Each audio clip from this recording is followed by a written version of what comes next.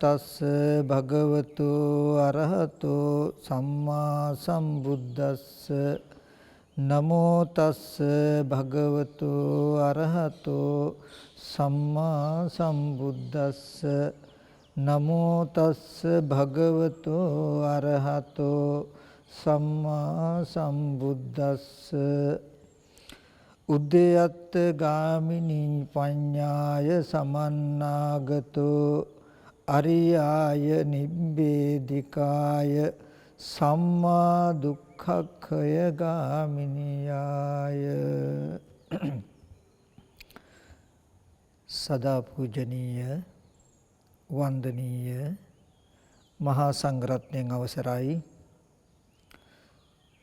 ශ්‍රද්ධා සම්පන්න ගුණගරුක පින්වතුනි, මේ පින්වත් සියලු දෙනාම දැන් මේ සූදානම් වෙන්නේ විශේෂයෙන්ම තම තමන්ගේ ජීවිතයට යහපත උදා වෙන කුසල ධර්මයක් සිද්ධ කර ගන්නවා වගේම ඒ කෘතෝපකාර ගුණයක් සකස් කරන්න මේ සූදානම් කරන්නට, කෘතෝපකාර ගුණයක් දක්වන්නට. ඒ තමයි විශේෂයෙන්ම අපි එකට කටයුතු කරලා එකට ජීවත් වෙලා මීට 3 මාසයකට ඉහතදී කලුරිය කරන්නට යෙදුණු අනුජා ඉන්දුමති විදානගම මැතිණියන්ටත් ඒ වගේම ඊට දින 12කට පමණ පසුව කලුරිය කළා වූ එතුමියගේ ආදරණීය මෑණියන් වන විනිතා රණසිංහ මෑණියන් ඇතුළු වර්ග પરම්පරාගත ඒ මිය පරලොවගේ ඥාතින්ට පින් අනුමෝදන් කළ පරලොවින් සංග්‍රහ කිරීමට. ඉතින් ඒ වගේම මේ පින්කම සඳහා විශේෂයෙන් සංවිධානය කරන්නට යෙදුනා ඒ අනුජා ඉන්දුමති මෙතිනියගේ ආදරණීය ස්වාමි පුරුෂයා වන තාරක විදානගම මහත්මයාත් ඒ වගේම මේ අනුජා මෙතිනියගේ වැඩිමහල් සොහොයුරා වන කපිල රණසිංහ මහත්මයා ඒ වගේම බාල සොහොයුරා වන ලසන්ත රණසිංහ මහත්මයා කියන මේ පින්වත් පිරිස බොහොම සත් අදහසින් මේ ධර්ම දේශනාව පිළියෙල කළා, සූදානම් කළා. බොහෝම දෙනෙකුට ධර්මඥානය ඇති කරගන්නට සකස් කරලා ඒ තුලින් ජනිත වෙන සියලු කුසලයන් ඒ අනුජා තමන්ගේ ස්වාමි දියණියට අනුමෝදන් කරන්ට, එතුමියගේ මෑණියන්ට අනුමෝදන් කරන්ට, ඒ වගේම වර්ග પરම්පරාගත අනිකුත් ඥාතීන්ට අනුමෝදන් කරන්ට බලාපොරොත්තු වෙනවා. ඉතින් තමන් අපි සියලු දෙනාම බලාපොරොත්තු වෙන්නේ සත්කාර්ය මනාව සිද්ධ වෙන්නට නම්, සිද්ධ කරගන්නට නම් අපි හැමදෙනාම ඊටමත් හොඳ වටිනා කුසල ධර්මයක් රැස් කරගන්නට ඕනේ, පූර්ණය කරගන්නට ඕනේ. ඉතින් ඒ බඳු කුසල ධර්මයක් අපිට රැස් කරගන්නට නම් ඒ සඳහා අපේ ඊටමත් උවමනාවක් තියෙන්නට ඕනේ. ඉතින් මෙතනදී මේ අවස්ථාවේදී මතක් කරනවා අපේ බලාපොරොත්තුව මියගිය අපගේ ඥාතීන්ට පින් අනුමෝදන් කරන්ටත්, ඒ වගේම මේ ධර්ම දේශනාව ශ්‍රවණය කරන ඔබ අප සියලු දෙනාට සංසාරික විමුක්තිය සාක්ෂාත් කරගන්නටත් කියන කලන අදහස් නිසා මේ දේශනාව ඊ타ත්ම ඕනෑකමින් ඊ타ත්ම හොඳින් ශ්‍රවණය කරන්ට කියලා මතක් කරනවා. මේ දේශනාව තුළින් විශේෂයෙන්ම ථේරවාදී බෞද්ධ දර්ශනය කියන්නේ මොකක්ද, ඒ වගේම දුක් සහගත සසරෙන් එතර වීම සඳහා අපි හැමදෙනාම කටයුතු වැඩපිළිවෙල කුමක්ද කියන කාරණාව මම අද දවසේදී පැහැදිලි කරලා දෙන්න උත්සාහවත් වෙනවා. ඒ නිසා මේ දේශනාව නොයෙක් විදිහට සිත් උපද්දමින් බැහැරට යොමු වුණොත් තේරුම් ගන්නට පහසු වෙන එකක් නෑ. ඊ타මත්ම වමනාවෙන් ඕනෑකම මේ දේශනාව ශ්‍රවණය කළොත් තම තමන්ටත් මේ ලැබපු මනුෂ්‍ය ජීවිත හිස් නොවන මේ දුක්සහගත සසරෙන් එතර වීමට උපකාර වෙන වටිනා ධර්මඥානයක් පහළ කර ගන්නවා වගේම අපි හැම දිනාගෙම බලාපොරොත්තු වුණා, අපි හැම දිනාගෙම කලනකමක් වුණා, අපි එකට කටයුතු කළා, ජීවත්ව ඉඳලා මිය පරලෝකීය අපගේ ඥාතින්ට පින් අනුමෝදන් කරන්ට ඒ සත්ක්‍රියාවත් අපිට සිද්ධ කරගන්න ඉෂ්ට කරගන්න පුළුවන් වෙනවා. පින්වත්නි, මේ ටික මතක් කරන්ට ඉස්සර වෙලා මම පුංචි කතාවක් කෙටියෙන් මතක් කරනවා එකම එක සිද්ධියක්. ඒ තමයි බුදුරජාණන් වහන්සේ වැඩ ඉන්න කාලේ සවැත් නුවර, මම මේ කතාව ගොඩාක් කෙටි කරලා මේ අවස්ථාවේදී මතක් කරන්නේ, වැඩ ඉන්න කාලේ එක්තරා අයියලා මල්ලා දෙන්නෙක් හිටියා, තිස්ස සහ තිස්සගේ මල්ලි කියලා. ඉතින් මේ දෙන්න පුංචි කාලෙම තමයි දෙමව්පියෝ කලුරිය කළේ. ඊට පස්සේ ඒ දෙමව්පියන්ගෙන් කෙරෙන්න තියෙන යුතුයකම් කොටසත් ඒ අයියා තිස්සාතින් තමයි කළේ. මල්ලිව ලොකු මහත් කළා හදලා වැඩි වියපත් වුණාට පස්සේ අවාහ විවාහ කළා දුන්නා. ඉතින් මල්ලි ගැන හොයලා බලලා වෙහෙස වෙලා කටයුතු කළ නිසා තිස්ස තමන් ගැන හිතුවෙත් නැහැ. ඉතින් මේ විදිහට කාලය ගෙවිලා යනවා. ඒ කාලෙදී බොහෝ සෙයින් පිරිස් සවැත් නුවර ජේතවනාරාමයට නිතරම යනවා මේ තිස්සලගේ ගේ ළඟ. ඒතකොට මේ තිස්ස කල්පනා කරනවා මේ සෙනග බොහෝ සෙයින් මේ ජේතවනාරාම විහාර පැත්තට යනවා. මාත් යන්නට ඕනේ කියලා දවසක් ගියා. ගිහිල්ලා පිරිස කෙළවර ඉන්නකොට තථාගතයන් වහන්සේ එතන පැමිණි පිරිසගේ අදහස් දිහා බලලා ඒක මෙතන කෙරවලක ඉන්න තිස්සවත් නුවණින් දැකලා ධර්ම දේශනා කළා. ඉතින් මේ දේශනාව අවසානයේදී මේ තිස්සට තේරුණා මේ සසර ඇති નિසරු ස්වභාවය, සසර ඇති දුක්සහගත බව, සසර ඇති කෙලවරක් නොපෙනෙන අනවරාග්‍ර වූ බව තේරිලා පිරිස ඔක්කොම යනකන් ඉඳලා කිව්වා, භාග්‍යතුන් වහන්සේ ළඟට ගිහිල්ලා කිව්වා, ස්වාමීනි භාග්‍යතුන් වහන්සේ අනුකම්පාවෙන් මාව පැවිදි කරන්න කියලා. ඒ වෙලාවේදී භාග්‍යතුන් වහන්සේ දේශනා කරනවා, මතක් කරනවා, තිස්ස ඔබ පැවිදි කරන්න පුළුවන්. නමුත් ඔබ දැනුම් දීලා එන්න කවුරු හරි ඉන්නවනම් ගිහිල්ලා දැනුම් දීලා එන්න කියලා. එතකොට ඒ වෙලාවේදී ස්වාමීනි භාග්‍යතුන් වහන්සේ මට එක මල්ලි කෙනෙක් නම් ඉන්නවා. හොඳයි තිස්ස ගිහිල්ලා ඒ මල්ලිව දැනුවත් කරලා එන්න කියලා මතක් කළා. ඒ වෙලාවේදී මේ තිස්ස ගෙදර ගිහිල්ලා ඒ මල්ලිට කියනවා, මල්ලි සසර මම අද ඉගෙනගත්ත දහම් ටික අනුව, මම අහගත්ත ඒ තථාගතයන් වහන්සේගේ වචනය අනුව මේ සසර ස්වභාවය හරීම භයංකාරයි, බියජනකයි, ඒ වගේම දුක් සහිතයි. මේ දුක්සහගත සසරෙන් එතර වෙන්න මට මහාන වෙන්න අවසර දෙන්න කියලා.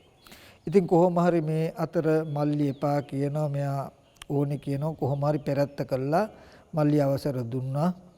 ඉතින් මේ තිස්ස තෙරුන් වහන්සේ ගිහිල්ලා මහාන වුණා. ඉතින් කාලයක් මහාන වෙලා ජේතවනාරාමේ විහාරේ වැඩ ඉන්නකොට මෙයා දන්න හඳුනන ප්‍රදේශය නිසා බොහෝ සෙයින්ම පිරිස් මේ තිස්ස ස්වාමීන් වහන්සේව ඇවිල්ලා හම්බ වෙනවා, කතා බහ කරනවා. ඉතින් මේ තිස්ස තෙරුන් වහන්සේට මේක කරදරයක්.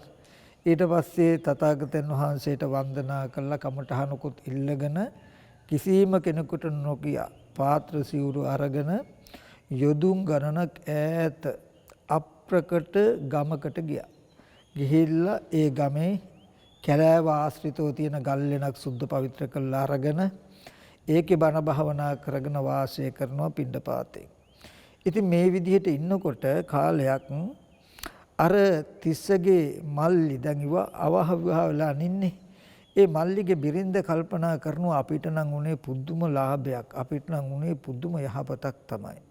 මේ තිස්ස මහාන වෙච්ච එකෙන් මේ තිස්සගේ තියෙන සියලුම දේපොළ වස්තුවත් අපිට අයිති වුණා.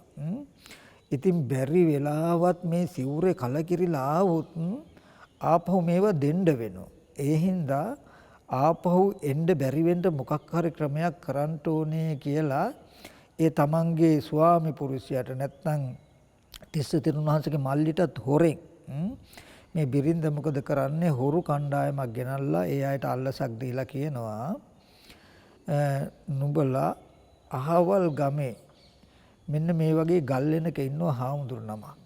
ඒ හාමුදුරුව මරන්න ඕනේ. මරලා ආවහම මම විශාල මුදලක් දෙනවා. මේ දැන් ඒකට අත්තිකාරමක් වශයෙන් කියලා පොඩි ප්‍රමාණයක් දීලා මේ හොරුන්ට අර තිස්ස තෙරුන් වහන්සේ මරන්ට කියලා බාර දුන්නා. ඊට පස්සේ මේ හොරු කට්ටියත් ඒ ධන ලෝභයෙන් ඒ ඈත පිටිසර ගමට ගිහිල්ලා ගම හොයාගෙන මේ තිස්ස තෙරුන් වහන්සේව මරන්ට කියලා ගියා. අනේ යනකොටත් තිස්ස තෙරුන් වහන්සේ සක්මන් මළුවේ සක්මන් භාවනාවේ යෙදিলা ඉන්නවා. එතකොට මේ තෙරුන් වහන්සේව හොරු ටික වට කරගත්තා. එතකොට තෙරුන් වහන්සේ අහනවා ඇයි උපාසකවරුනි කියලා. අපි ආවේ ඔබ වහන්සේව මරන්නට. ඇයි මාව මරන්නේ? මාව මරුවහම ඕගලන්ට ඇති ලාභෙ මොකක්ද?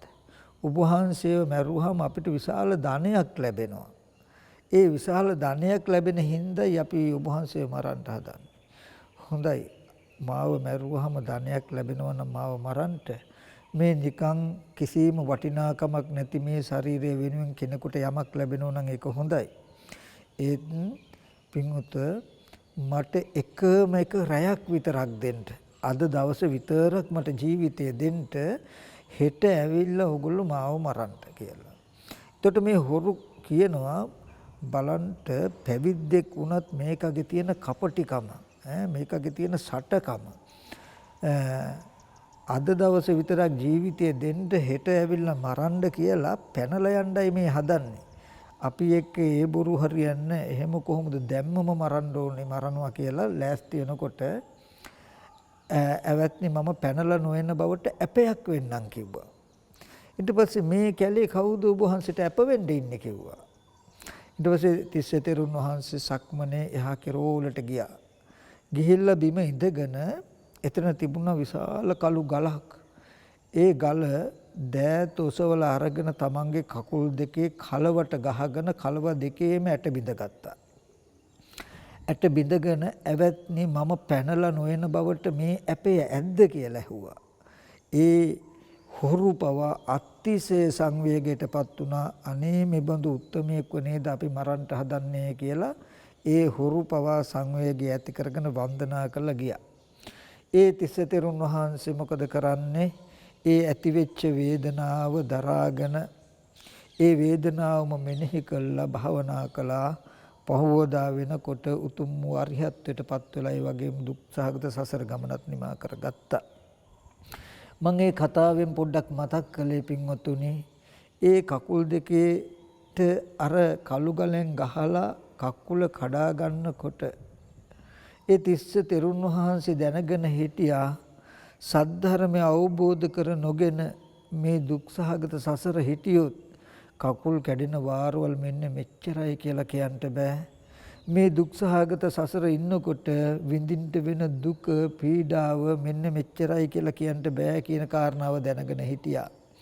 ඉතින් කකුල් දෙක කඩාගෙන හරි කමක් නැහැ. මේ ලැබුණු බුද්ධෝත්පාද කාලේ මනුස්ස ජීවිතයෙන් ප්‍රයෝජනයක් අරගෙන සද්ධර්මය අවබෝධ කරගන්න පුළුවන් වුණොත් සද්ධර්මයේ අවබෝධය සම්පූර්ණ කරගන්න පුළුවන් වුණොත් මේ සසර ගමන මෙපමණකින් අවසන් කියන කාරණාව දැනගෙන හිටියා. ඒ උත්තමයන්ගේ ජීවිතය තුලින් පස්චිම ජනතාව ඔබටත් මටත් හරි වටිනා කාරණාවක් කියනවා. ඒ තමයි පින්වතුනි මේ උතුම් සද්ධර්මය නැත්තම් මේ සසර දුකින් ඈතර වෙන සද්ධර්මය කෙරෙහි අපේ ලැබිකම නැත්තම් අපේ ඕනෑකම මොන ආකාරයකට අපි තබාගත යුතුද කියන කාරණාවත් මතක් කරනවා. මේ සසර ස්වභාවය අපිට මතක් කරලා දෙනවා. ඉතින් මේ කාරණාව මුලින් මතක් කළේ ඒබඳු ඉමක් කොනක් පරක් තෙරක් නැති දීර්ඝ සංසාරිකයි අපි ආවේ අපි යන්නේ. ඉතින් තිස්ස තෙරුන් වහන්සේලා වගේ උත්තමයෝ ඒ වගේ අප්‍රතිහත ධෛර්යයකින් සසරෙන් එතර වුණා. පස්චිම ජනතාව ඔබටත් අපටත් පණිවිඩයකුත් දීලා මේ සසරෙන් එතර වෙන්න නම් මෙසේ වූ සද්ධර්මයේ කෙරෙහි කැමැත්තක් ඇති කරගන්නට ඕනේ. සද්ධර්මයේ කෙරෙහි ජීවිත පරිත්‍යාගයෙන් ඊට නැඹුරු වෙලා කටයුතු කරන්නට ඕනේ කියන කාරණාවක් පෙන්නලා. ඉතින් මේ දුක්සහගත සසරෙන් එතර වීමට අවශ්‍ය වටිනා දහම් කරුණු ටිකක් මම මෙතන ඉඳලා පැහැදිලි කරලා දෙන්න හදනවා. මෙන්න මේ ටික බොහෝම උමනාවෙන් මේ ශ්‍රවණය කරන්ට. පින්වතුනි බුදුරජාණන් වහන්සේ දේශනා කරනවා උද්‍යත්ත ගාමිනී පඤ්ඤාය සමන්නාගතෝ හෝති අරියාය නිබ්බේධිකාය සම්මා දුක්ඛක්ඛය ගාමිනියාය.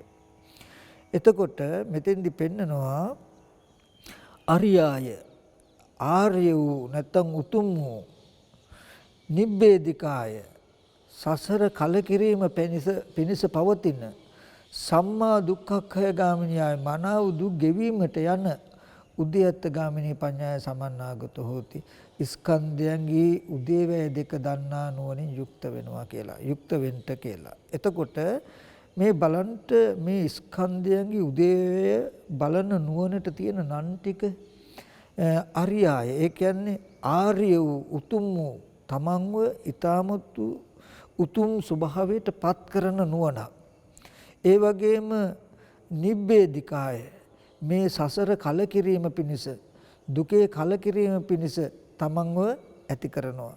අපි ජීවත් වෙනකොට අපේ ජීවිතවලට නොයෙක් විදිහේ වෙහෙස දුක පීඩාව ඇති වෙනවා.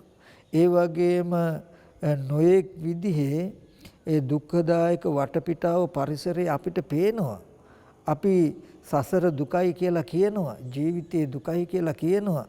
කිව්වට පින්වතුනි ආපහු අපි මේ ලෝකෙම ඇලෙනවා. ඒ ලෝකෙම බැඳෙනවා. අපි එකෙන් කලකිරලා යන්නේ නැහැ. නමුත් මේ උද්‍යත්තගාමිනී ප්‍රඥාව පෙන්නනවා සම්පූර්ණ දුකේ කලකිරීම හදලා දෙනවා. ලෝකේ කලකිරීම නොයැලෙන විදිහේ මනසක් හදලා දෙනවා කියලා.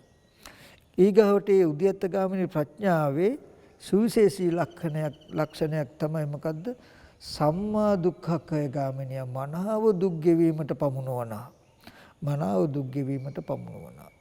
එතකොට ඒ ආර්ය භාවය ඇති කරන සියලු ලෝකයේ සියලු දුකේ කලකිරීම ඇති කරලා දෙන්න, ඒ වගේම සියලු දුක් මනාව ගෙවීමට පමුණවන ඒ ස්කන්ධයන්ගේ උදේවැය බලන්නේ කොහොමද කියන කාරණාව අපි ටිකක් බලමු. ඊට කලින් අපි මේ කාරණාවත් පොඩ්ඩක් මෙනෙහි කරලා බලන්නට ඕනේ. පින්වතුනි ස්කන්ධයන්ගේ උදේවැය බලන නුවණ කියලා කියන්නේ බුදුරජාණන් වහන්සේ දේශනා කළ ධර්මයේ චතුරාර්ය සත්‍ය මාර්ග සත්‍යයට අයිති ධර්මතාවයක්. දුක්ඛ නිරෝධගාමිනී පටිපදාාර්ය සත්‍ය නැත්තම් දුක් නැති කිරීමට යන ප්‍රතිපදාව යම් කෙනෙක් වඩන ක්‍රමය තමයි මේ ස්කන්ධයන්ගේ උදේවැය බලන එක. එතකොට මේ මම මතක් කළා මේ ස්කන්ධයන්ගේ උදේවැය බලන නුවණ මාර්ග ප්‍රතිපදාවට යයිති. එතකොට මාර්ගය කියන එක ලැබෙන්නේ පින්වතුනි දුක දැකලා දුක ඇතිවීම දැකලා දුක නැතිවීම දන්න කෙනෙකුට තමයි දුක නැති වෙන විදිහට මෙහෙම කටයුතුයි කියන නුවණක් එන්නේ. එහෙනම් මේ මාර්ගයේ වඩන්ට ඉස්සෙල්ලා එයා දුක කියන්නේ මොකක්ද? දුක ඇති වෙන්නේ කොහොමද? දුක නැති වෙන්නේ කොහොමද කියලා දැකලා තියෙන්නට ඕනේ, දැනගෙන තියෙන්නට ඕනේ. පින්වතුනි දුක ඇති වෙන්නේ කොහොමද? දුක නැති වෙන්නේ කොහොමද කියන කාරණාව දකින්නට නම් එයා පටිච්ච සමුප්පාද ධර්මය දැකලා තියෙන්නට ඕනේ. පටිච්ච සමුප්පාද ධර්මය සම්මර්ෂණය කරනකොට මේ දුකයි මේ දුක ඇතිවීමයි මේ දුක නැතිවීමයි කියලා චතුරාර්ය සත්‍ය හම්බ වෙනවා. ඊට පස්සේ ඒ දුක්ඛ නිරෝධය දැක්කට පස්සේ ඒ දුක්ඛ නිරෝධ ගාමිනී ප්‍රතිපදාවේ දුක් නැති කිරීම සඳහා මෙන්න මේ දේ කටයුතුයි කියන තැන තමයි මෙන්න මේ උද්‍යත්ත ගාමිනී ප්‍රඥාව අයිති වෙන්නේ. එතකොට මේ ප්‍රඥාවෙන් ඉඳන් ආපහු අපි අනිත් පැත්තට ගියාම අපි දැක්කා මේ මාර්ගයේ වඩන්න ඉස්සෙල්ලා එයා දුක ඇතිවීම නැතිවීම දැකලා තියෙන්නට ඕනේ. දුක ඇතිවීම නැතිවීම දකින්නේ පටිච්ච සමුප්පාද ධර්මය මනාව තේරුණු මනාව අවබෝධ වෙච්ච කෙනෙකුටයි කියලා මතක් කළා.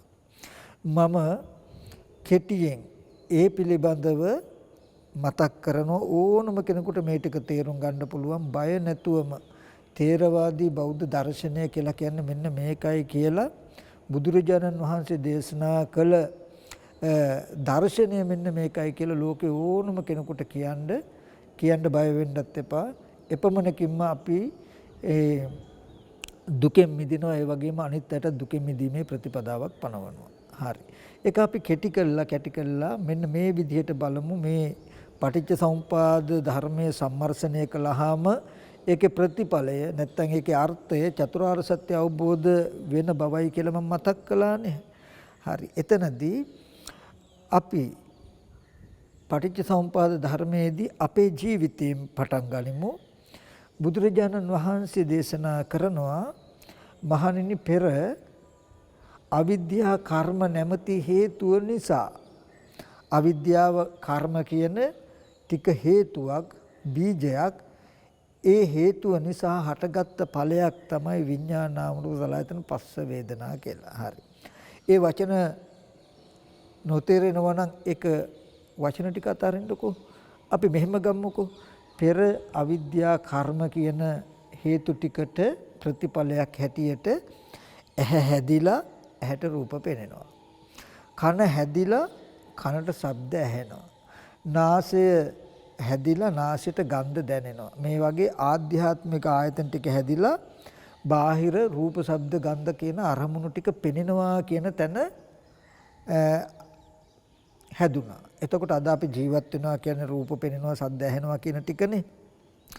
එතකොට මේ ඇහැ හැදිලා රූප පෙනෙන, කන හැදිලා ශබ්ද ඇහෙන මේ පැවැත්මටනේ අපි ජීවත් වෙනවා කියලා කියන්නේ, අපේ ජීවිතය කියලා කියන්නේ. ඔන්න අපේ අද මේ ජීවිතේ පෙර අවිද්‍යා කර්මයයි කියලා පෙන්වුවා. එහෙම පෙන්වන්නත් හේතුවක් තිබුණා. කෙනෙක් හිතෙන්න පුළුවන් මේක දිගින් දිගටම එන ආත්මයක්. මේක නැති කරන්න පුළුවන්කමක් නැහැ කියලා හිතන්න පුළුවන්. නැත්තම් ඉබේම හටගත් එකක් කියලා හිතන්න පුළුවන්. නැත්තම් යම්කිසි බ්‍රහ්මයෙක් හරි දෙවියෙක් හරි මව්පු එකක් කියලා හිතන්න පුළුවන්, හිතෙන්න පුළුවන්. ඒ හින්දා මේ දුක නැත්තම් මේ ජීවිතය කියන එක කවුරුවත් නැව්වවත්, කවුරුවත් හදපු එකක්වත්, ඉබේම දිගින් දිගටම ඔහේ එන එකක්වත් නෙමෙයි. මෙතන තියෙන්නේ හේතුඵල ධමයක් කියලා පෙන්වනවා. මොකද ඒ නිසා මේක හේතුඵල ධමයක් බව පැහැදිලි කරනවා. මොකද එතකොට තමයි මේ හේතුඵල නිරෝධය පෙන්වන්නට පුළුවන්. එතකොට ඒ නිසායි මේ ජීවිතයට හේතු ටික පෙර අවිද්‍යා කර්ම තණ්හා කියන හේතු ටිකයි කියලා පෙන්වනවා. නැත්තම් පෙර තණ්හාවයි කියලා ගන්නකො. අවිද්‍යා කර්ම තණ්හා කියන හේතු ටික නිසා තමයි අද මේ අපේ ජීවිතය. ඊට පස්සේ බුදුරජාණන් වහන්සේ පෙන්නවා ඒ පෙර කර්මයට හටගත්ත මේ විපාක ස්කන්ධ ටික. විපාක කියලා කියන්නේ මං කිව්වා හැදිලා රූප පෙනෙනවා, කන හැදිලා ශබ්දයක් ඇහෙනවා, නාසය හැදිලා ගන්ධයක් දැනෙනවා කියන ටික. මෙන්න මේ ස්කන්ධ ටික පෙන්නනවා හරියට තෙලුත් ඉවර වෙලා, තිරෙත් ඉවර වෙලා නිවෙන්න ඔන්න මෙන්න කියලා තියෙන පහනක් වගේ. පුරාණ කර්මයට හටගත්ත ශේෂ වූ විපාකයක් විතරයි මේ තියෙන්නේ. මේ ටික දැන් ප්‍රත්‍යයෙන් තියෙන්නේ නොයෙක් හේතු ටිකක් මතයි තියෙන්නේ. හේතු ටික නිරුද්ධ වෙනකොට නිරුද්ධ වෙන්න ඔන්න මෙන්න කියලා, නිවිලා යන්න ඔන්න මෙන්න කියලා තියෙන්නේ.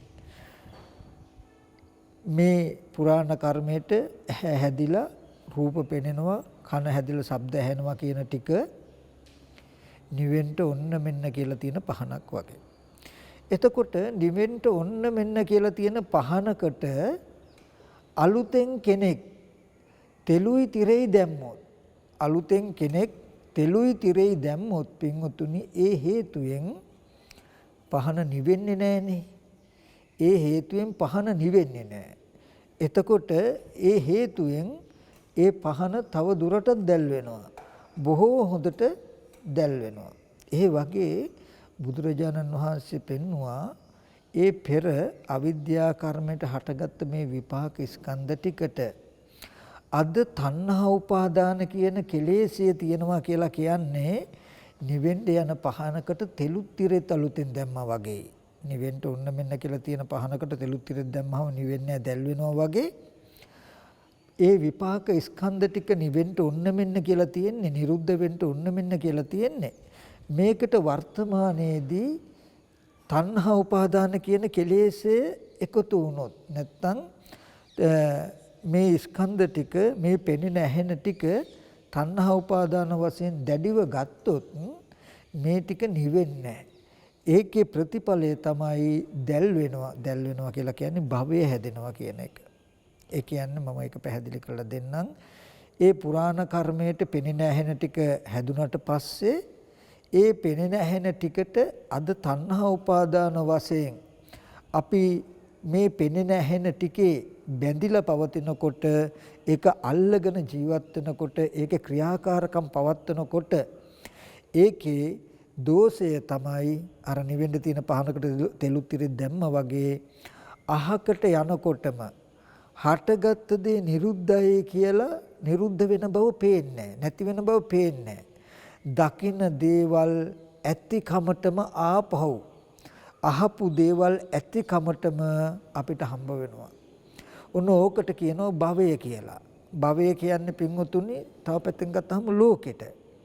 එතකොට දකින්න දේ දැකීමෙන් පස්සේ ඇතිකමට අහන දේ ඇහිීමෙන් පස්සේ ඇතිකමට ගන්ධ සුවඳ ආග්‍රහණය කරන දේවල් ආග්‍රහණය කිරීමෙන් පස්සේ ඇතිකමට යම් යම් අරමුණක් අපි ඇසුරු කළොත් ඇසුරු කරන දේවල් තිබුණු දේවල් හැටියට තියෙන දේවල් හැටියටමයි අපිට දැනෙන්නේ තේරෙන්නේ.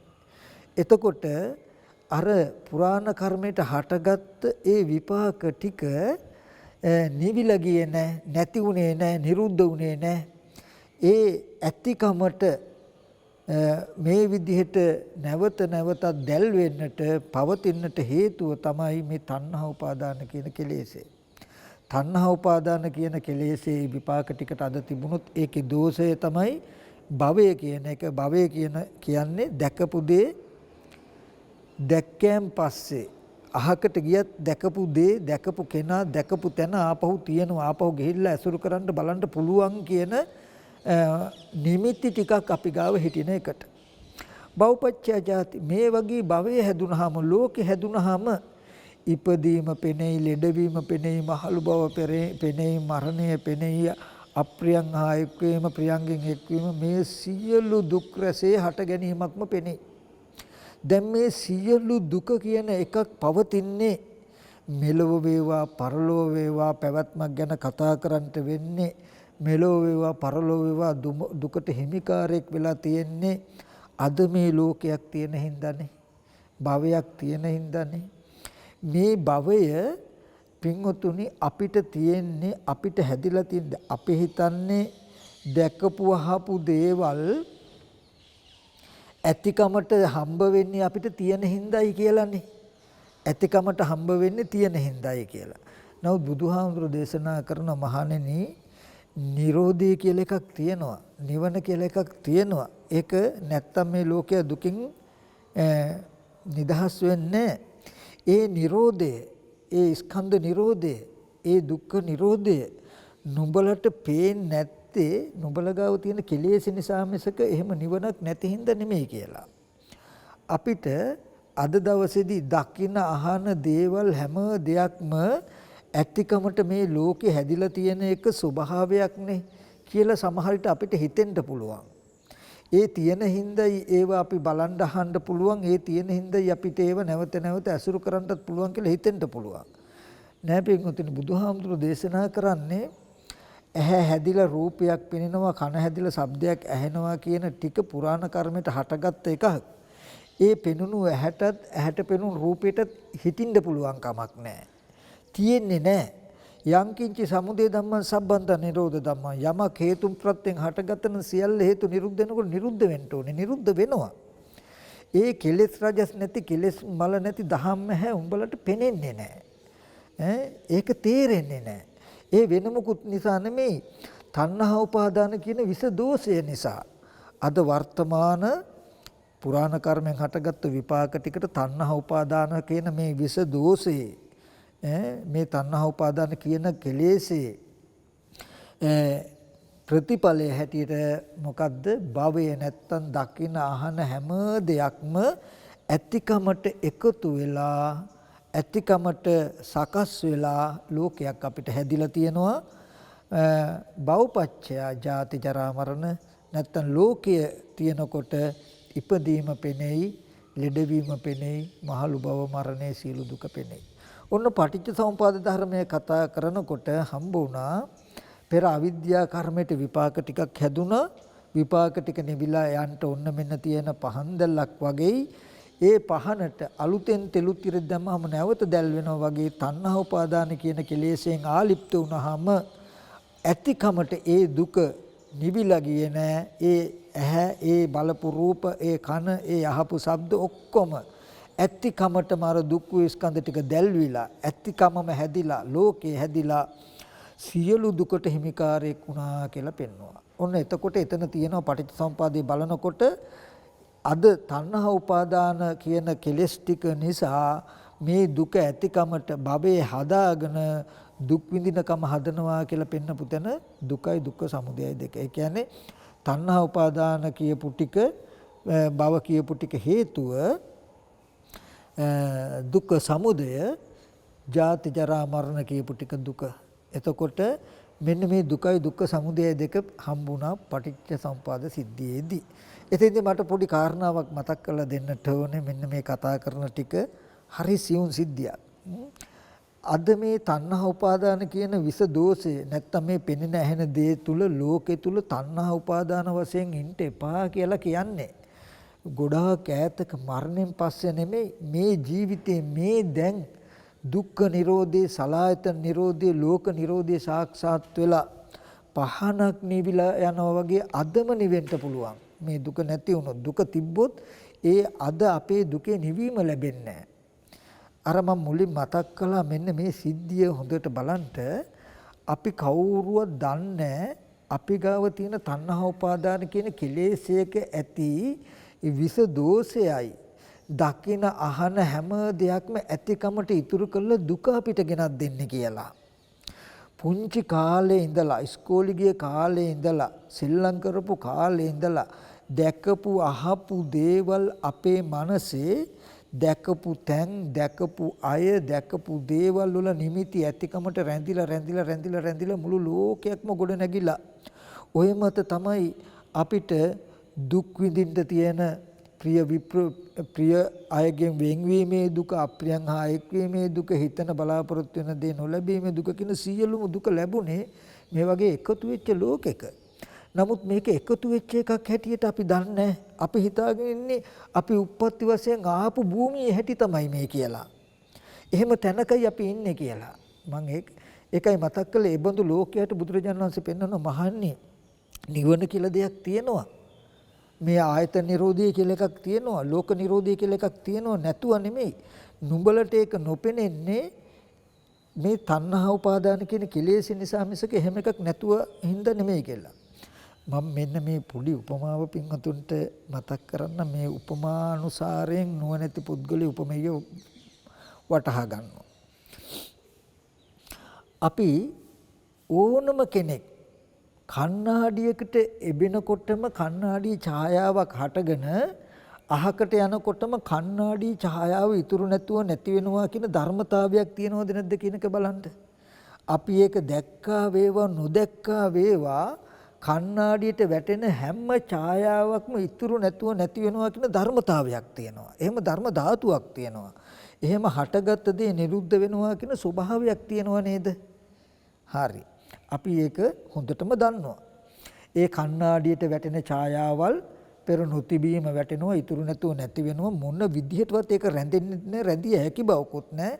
හටගත් දේවල් නිරුද්ධ වෙනවා කියන කණ්ණාඩියට වැටෙන හැම ඡායාවකම නිරුද්ධ වෙනවා කියන ධර්මතාවයක් තියෙයි. ඒක ඇත්තයි. හරි. අපි මෙහෙම පොඩ්ඩක් බලමු. අපිට ඒක පේනවා, තේරෙනවා. තිරිසංගත සතෙක් කණ්ණාඩියකට එබුණොත් එයාට ඡායාව පේනවා. පැත්තකට යනකොට එයාට කණ්ණාඩියට එබුණු ඡායාව නැති වුණා පේන්නේ නැහැ. කණ්ණාඩියේ Taman දැකපු දේ හෝ දැකපු කෙනා තව ඉන්නවා වගේ තමයි තේරෙන්නේ. ආයෙත් යනවා.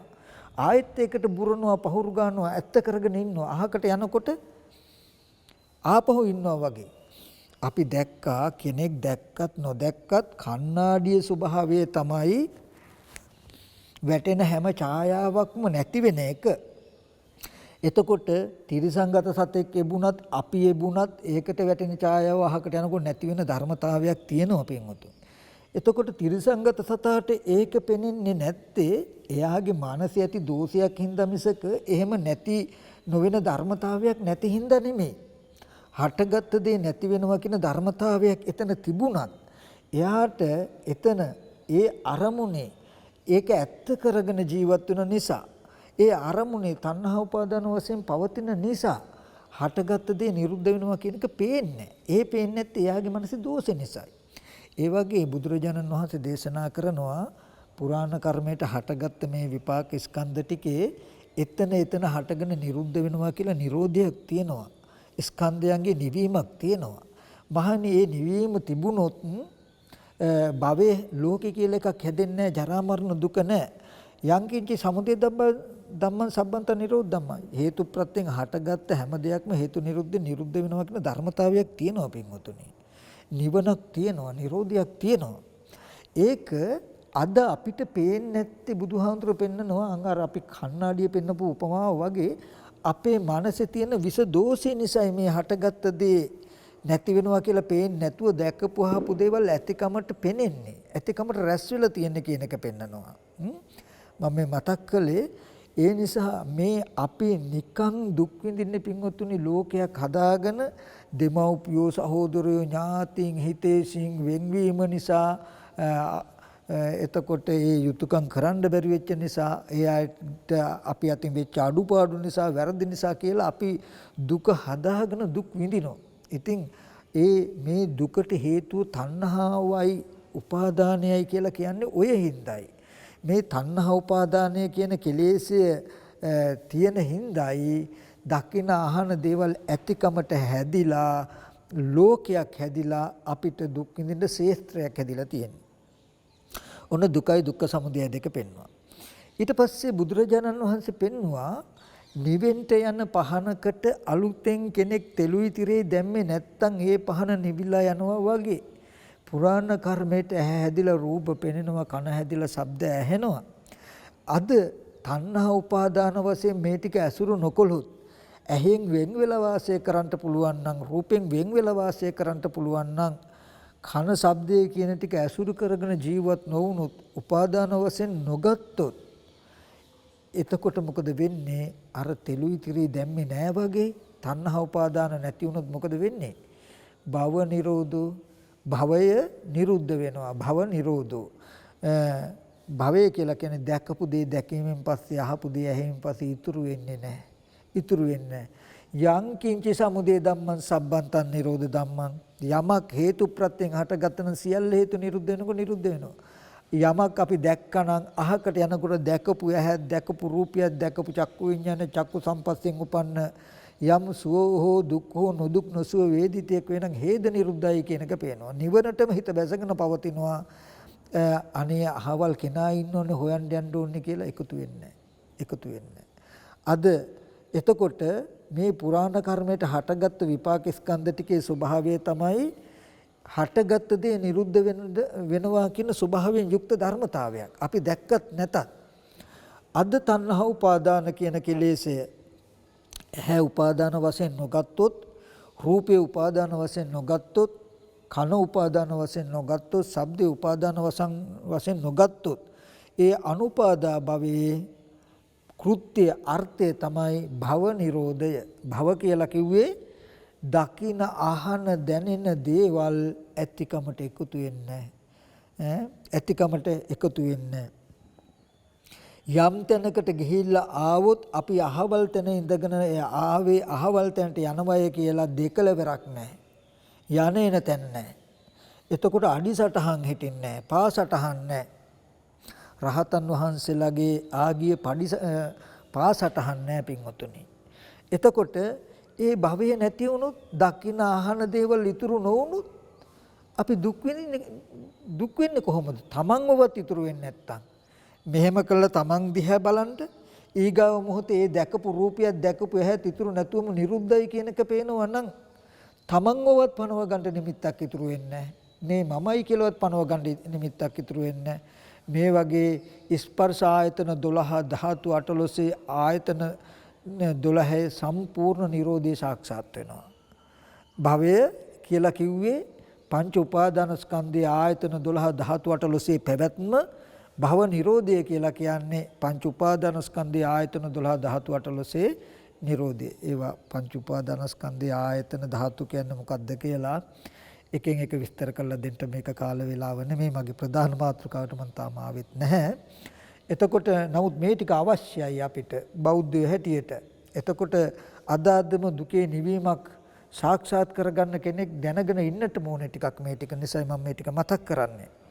එතකොට මේ භව නිරෝධය කියලා කිව්වේ පංච උපාදානස්කන්ධය ආයතන ධාතු 18 නිර්වශේෂයෙන් නිරුද්ධ කළා.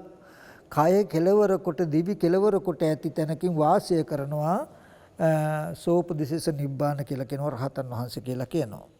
තව පැත්තකින් කියනවා අනුපාදා පරිනිර්වාණය. ඇහැ උපාදාන වශයෙන් නොගෙන රූපේ උපාදාන වශයෙන් නොගෙන කන උපාදාන වශයෙන් ශබ්ද උපාදාන වශයෙන් නොගෙන මිදුණා.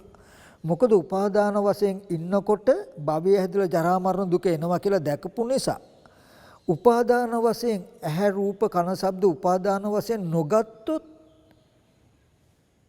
භවය නිරුද්ධ වෙලා ජරා මරණ සීල දුකේ නිරෝධය සාක්ෂාත් වෙනවා කියලා දැක්කනේ.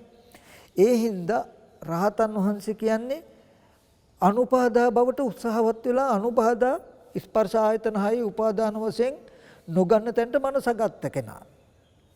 එතකොට ඔන්න පටිච්චසමුපාදේ ප්‍රතිලෝමව මෙනෙහි කරනකොට දැක්කා අද තණ්හා උපාදාන කියන කෙලෙස් ටික නැති වුණොත් උපාදාන වශයෙන් නොගෙන මිදිලා හිටියොත් භවය නිරුද්ධ වෙනවා ජරා මරණ පෙනෙන්නේ භව නිරෝධය නිවනයි. භව නිරෝධය නිවනයි කියලා පෙන්වුවේ ඒකයි. එතකොට අද මේ දැන් ඕගලන්ට සලායතන නිරෝධය දුක්ඛ නිරෝධය නිවන කියන එක පෙන්වනවා. නිවන කියන එක දකින්න පුළුවන් එකක්. අද අපිට එතකොට නිවන පේන්නේ නැත්තේ හටගත්ත දේවල් නිරුද්ධ වෙනවා කියලා නිවන පෙනෙන්නේ නැතුව ඇති බවටම ලෝකයටම හම්බ වෙන්නේ තණ්හා උපාදාන කියන කෙලෙස් නිසායි කියලා පෙන්නවා. තණ්හා උපාදාන වශයෙන් නොගෙන මිදිලා හිටියොත් භව නිරෝධ වෙලා නිවන අරමුණු වෙනවා නිවන පේනවා ලෝක නිරෝධයක් වෙනවා කියලා පෙන්වනවා. හරි. ඔන්න පටිච්ච සමුපාදයේ ගවේෂණය කරනකොට අපිට හම්බ වුණා දුක ඇති වෙන වර්තමාන හේතුව නැතිකොලොත් මේ දුක මතුවට එන්න පුරාණ අටගත් හේතු ටිකට පෙනෙනවා. ඒ ටික නිරුද්ධ වෙනවා ඇහෙනවා නිරුද්ධ වෙනවා මිසක දුක් විඳින්න පැවැත්මක් අපිට ඉතුරු වෙන්නේ කියන එක පෙන්වනවා. හරි. පටිච්ච සමුප්පාද ධර්මයේ ගවේෂණය කිරීමෙන් දුක දැක්කා, දුක ඇතිවීම දැක්කා, දුක නැති කිරීම දැක්කා. මොකද්ද දුක නැති කිරීම හැටියට හම්බුනේ? අනුපාදා භව. තණ්හා උපාදාන වශයෙන් නොගත්තොත් භවය නිරුද්ධ වෙලා සියලු දුක නැති වෙනවා කියලා මතක් කළානේ. හරි. එතකොට තණ්හා උපාදාන දෙක නැති කරන එකට මතක් කරනවා මොකද්ද? තව නමක් අනුපාදා භව. උපාදාන වශයෙන් නොගෙන මිදෙනකම. ඊට පස්සේ මෙන්න මේ තණ්හා නිරෝධය උපාදාන වශයෙන් නොගන්නවා කියන අර්ථය බලාගෙන තමයි පින්වතුනි මාර්ගයේ තියෙන්නේ. හරිනේ. එතකොට දැන් මේ ස්කන්ධයන්ගේ උදේවැය දන්නා නුවණින් ඍජුවම කරන එක දෙයක් තියෙනවා. මොකද්ද? ඇහැ රූප කන ශබ්ද නාසය ගන්ධ කියන මේ ස්පර්ශ ආයතන ටික තණ්හා උපාදාන වශයෙන් ගණ්ඩ බැරි වෙන විදිහේ වැඩපිළිවෙලක් තමයි මේ ස්කන්ධයන්ගේ උදේවැයේ තියෙන්නේ. මොකද චතුරාර්ය පටිච්ච සමුපාදයේ ගවේෂණය කරනකොට ඒකෙන් හම්බුණා තණ්හා උපාදාන කියන කෙලෙස්ය නිසා භවය හැදිලා දුක එනවා. තණ්හා උපාදාන වශයෙන් නොගෙන මිදිලා හිටියොත් භවය නැති වෙලා දුක නැති වෙනවා කියලා පෙන්නපු නිසා චතුරාර්ය සත්‍ය අවබෝධයේ ඵලයේ හැටියට මාර්ගය ලැබුණා. තණ්හා උපාදාන වශයෙන් නොගෙන උපාදාන වශයෙන් නොගෙන මොකද්ද? ඇහැ රූපය කන ශබ්දය. රූපයක් බලනකොට ඇහැ උපාදාන නොකොට රූපේ උපාදාන නොකොට වාසය කළොත් ශබ්දයක් අහන වෙලාවේදී කන උපාදාන වෙන්න නොදී ශබ්දේ උපාදාන වෙන්න නොදී සෝත විඥානේ සෝත සම්පස්සේ උපාදාන වෙන්න නොදී වාසය ශබ්දය ඇහුවොත් මේ භව නිරෝධය සාක්ෂාත් වෙලා දුක නැති වෙනවා කියන උත්තරයක් ආපු නිසා මේ ස්කන්ධයන්ගේ උදේවැය තියෙන්නේ රූපයක් බලද්දීම ස්කන්ධයන්ගේ උදේවැය දන්නා නුවණින් යුක්තව රූපය දිහා බලනකොට ඇහැ උපාදාන නොවි, රූපේ උපාදාන නොවි, චක්කු විඥානේ උපාදාන නොවි, චක්කු සම්පස්යෙන් උපන්න වේදනා සුව හෝ දුක් හෝ නොදුක් නොසුව වේදිතයක් වෙනං හේතු උපාදාන නොවි බලන ක්‍රමයක් ඕගලන්ට අරගෙන දෙනවා. මේ ස්කන්ධයන්ගේ උදේබෑ දන්නා ප්‍රඥාව කියන්නේ නිකන් දැනගෙන සම්මර්ෂණය කළ පැත්තකින් තියෙන එකක් නෙමෙයි, සජ්ජායනා කරන එකක් නෙමෙයි. තමන්ගේ ජීවිතයෙන් කනින් ශබ්දයක් අහනවා. හැබැයි ශබ්දය අහන්න යනකොට ස්කන්ධයන්ගේ උදේබෑ දන්නා නුවණ තියෙනවා. යා පටිච්ච සමුපාදේ දන්නවා. කන ශබ්දය කෙරෙහි උපාදානව ඇලිලා පැවතුනොත් ඒවා අහපු කනත් අහපු සද්දයත් ඇතිකමටම රැඳිලා භවයේ හැදිලා දුක එනවා කියලාත් එයා දන්නවා. අහන වෙලාවේදී කන උපාදාන කන අල්ලගන්නේ නැතුව ශබ්දය අල්ලගන්නේ නැතුව ඒකෙ මිදිලා වෙන් වෙලා හිටියොත් හටගත්ත කනේ ශබ්දෙත් නිරෝධය සාක්ෂාත් වෙනවා. භව නිරෝධය සාක්ෂාත් වෙලා දුක නැති වෙනවා කියන නුවණකින් යුක්තව නිසා එහෙනම් මේ උද්‍යත්ත ගාමිනී ප්‍රඥාව ශබ්දයක්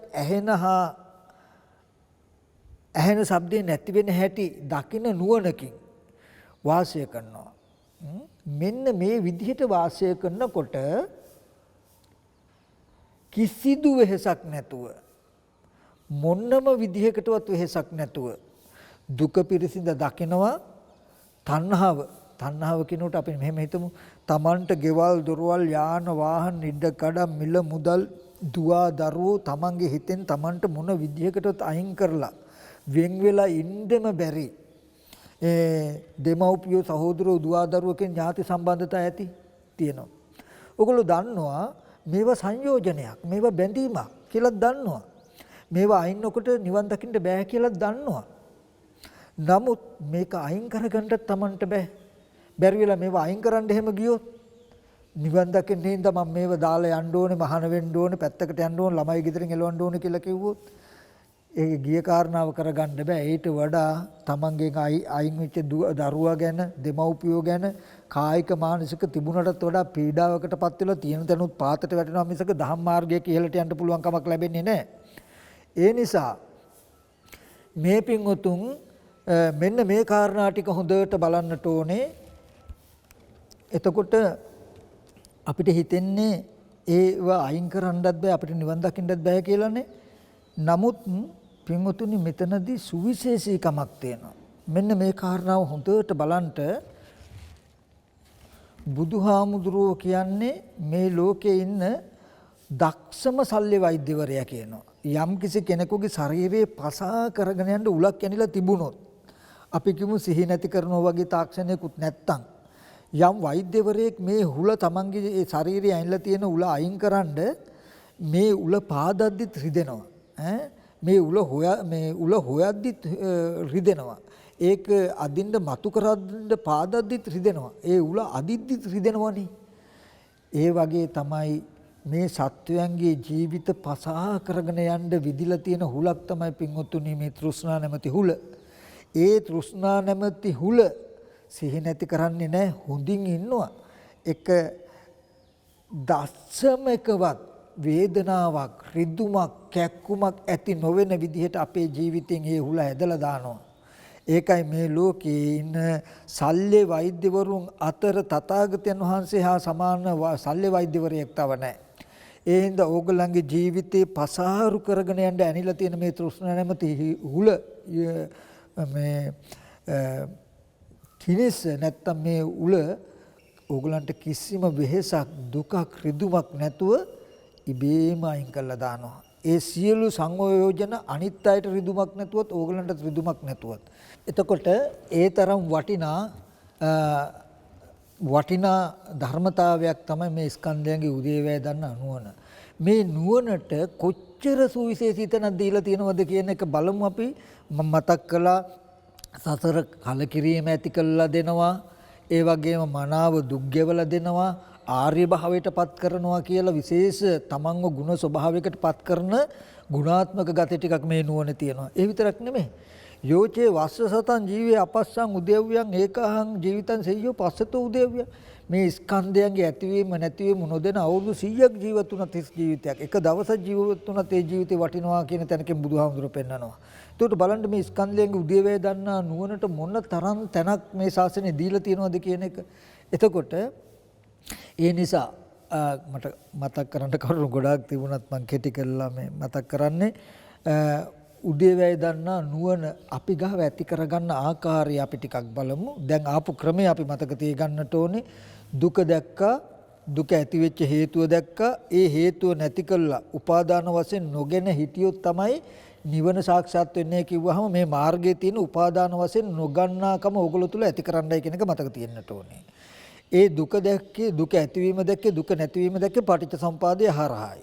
පෙර අවිද්‍යා කර්මයට හටගත්තු විපාක ටිකට නිවිලා යනවා. අද තණ්හා උපාදාන වුණොත් භවයේ හැදිලා දුක එනවා කියලා දැක්කා.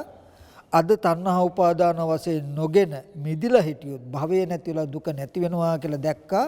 දුක දුක ඇතිවීමත් පටිච්චසමුපාදයෙන් දැක්කා. චතුරාර්ය සත්‍යයේදී ඒ දුක්ඛ නිරෝධය උපාදාන වශයෙන් නොගත්තොත් මේ නිවන සාක්ෂාත් වෙනවා, සලආයතන නිරෝධය, භව නිරෝධය සාක්ෂාත් වෙනවා කියලා දැකපු නිසායි අපි මේ මාර්ගයේ වඩන්නේ. දැන් ස්කන්ධයන්ගේ උදේවැය බලන එක අපි පොඩ්ඩක් ඉගෙන ගමු. මෙන්න මේ ටික හරිම වටිනවා. මේ ටික කළොත් දුක පිරිසිඳ දකින්නවා කියලා එකට වෙනමම වෙහසක් චුට්ටක්වත් එපා. තණ්හාව දුරු කරනවා, උපාදාන වශයෙන් නොගන්නවා කියන එකට දශමයක්වත් උත්සාහවත් වෙන්න එපා. නිරෝධය කියන්නේ මොකක්ද? නිවන කියන්නේ මොකක්ද? ඒක දැන් දකින්න පුළුවන්ද? දකින්නේ කොහොමද කියලා කිසිසේද විමති මාත්‍රයක්වත් ඇති කරගන්නත් එපා. දුක පිරිසිඳ දැකලා සමුදය දුරු කළා, නිරෝධය සාක්ෂාත් කළා දෙනවා කියන එක මාර්ගයේ වැඩක්. මාර්ගය කියන්නේම කෘත්‍ය තුනක් කරන එක. දුක පිරිසිඳ දක්වනවා, සමුදය දුරු කරනවා, නිරෝධය සාක්ෂාත් කරනවා කියන වැඩ ටික තමයි මාර්ගයෙන් කරන්නේ. ඕගලන්ට තියෙන මාර්ගයේ වඩන එක. මේ ස්කන්ධයන්ගේ උදේවැය බලන නුවණ ඇති කරගන්න එක විතරයි තියෙන්නේ. මේක කරනකොට මේ ජීවිතයේදීම සියලු දුකේ නිවීම මිදීම හදාගන්න ඒකාන්තෙම පුළුවන්. හරියට දැනගන්න එක විතරයි අපිට අවශ්‍ය වෙන්නේ. හරි. අපි එහෙනම් බලමු ඒ ස්කන්ධයන්ගේ උදේවැය දන්නා නුවණ ඇති කරගන්නේ කොහොමද කියලා. ඒකේ පෙළ දහම මම පොඩ්ඩක් මතක් කරන්නම්. අපි අහලා තියෙනවා රූපය කියලා මොනවා හරි රූප කියලා යමක් තියෙනම් චත්තාරෝච මහ භූතා චතුර්ණංච මහ භූතං උපාදාය රූපං. සතර මහා ධාතු සහ සතර මහා ධාතු නිසා පවත්නා රූප උපාදාය රූප. සතර මහා ධාතු පඨවි ආපෝ තේජෝ වායෝ කියන මහ භූතත් ඒ නිසා පවත්නා උපාදාය ඒ ටික ඇසුරු කරගෙන මහ භූත ඇසුරු කරගෙන පවතින රූපත් කියන ටිකට තමයි රූප කියන්නේ. අපි ඒක ගත්තොත් ඇහැට පෙනෙන රූප, කන, කනට ඇහෙන ශබ්ද, නාසය, නාසයට දැනෙන ගන්ධ, දිව, දිවට දැනෙන රස, කය, කයට දැනෙන පොට්ටබ්බය කියන ටිකට කියනවා රූප කියලා. එතකොට මේ රූප කන බොන ආහාරය නිසා මේ රූපය ඇති වෙනවා, ආහාරය නැති වෙනකොට නැති වෙනවා කියලා ඔන්න රූපයත් රූපය ඇතිවීමත් නැතිවීමත් දන්නවා. ඊට පස්සේ වේදනා සංඥා චේතනා කියන නාම ධර්ම ටික ස්පර්ශය නිසා මේ නාම ධර්ම ටික වේදනා සංඥා චේතනා කියන චෛතසික ටික නාම ධර්ම ටික ඇති වෙනවා. ස්පර්ශය නැති වෙනොත් නැති වෙනවා කියලා මේ නාම ධර්ම ටික ඇති වෙන හැටි දන්නවා. මේ නාමයි මේ රූපයි මේ නාම රූප දෙක නිසා විඥානය ඇති වෙනවා, නාම රූප දෙක නැති වෙන විඥානය නැති වෙනවා කියලා දන්නවා. මෙන්න මේ විදිහට ස්කන්ධයන්ගේ උදේවැය දන්නා නුවණ අපි ඇති කරගන්නට ඕනේ. ඔන්න ওই නුවණින් ඔක්කොම ටික කළා දෙනවා. දැන් ඔය අපි කතා කළේ පෙළ දහමනේ. ওই ටික අපි මෙච්චර කාලයක් මෙනෙහි කරලා තියෙනවනේ. ওই ටික බලලා තියෙනවනේ. බලනවනේ අපි. බැලුවට මේ කියන එකක්වත් උනේ නැහනේ. නමුත් එහෙම නෙමෙයි. අපි මේ ටික අපේ භාෂාව අපේ ජීවිතයෙන් අපි දකින්න ඕනේ. ඒ කියන්නේ ධර්මයේ අර්ථය ගන්නට ඕනේ. අර්ථය බලාගෙනයි ප්‍රතිපදාව තියෙන්නේ, ප්‍රතිපත්තිය තියෙන්නේ. එතකොට පර්යාප්ති ප්‍රතිපත්ති. පර්යාප්තියේ අර්ථය හරියට තේරුම් ගත්තාම ඒකමයි අපිට ප්‍රතිපත්තියට උදව් වෙන්නේ. හරි. අපි මෙතනින් පටන් ගමු. නාම රූප පත්‍ය විඥානං කියනකොට හොඳයි.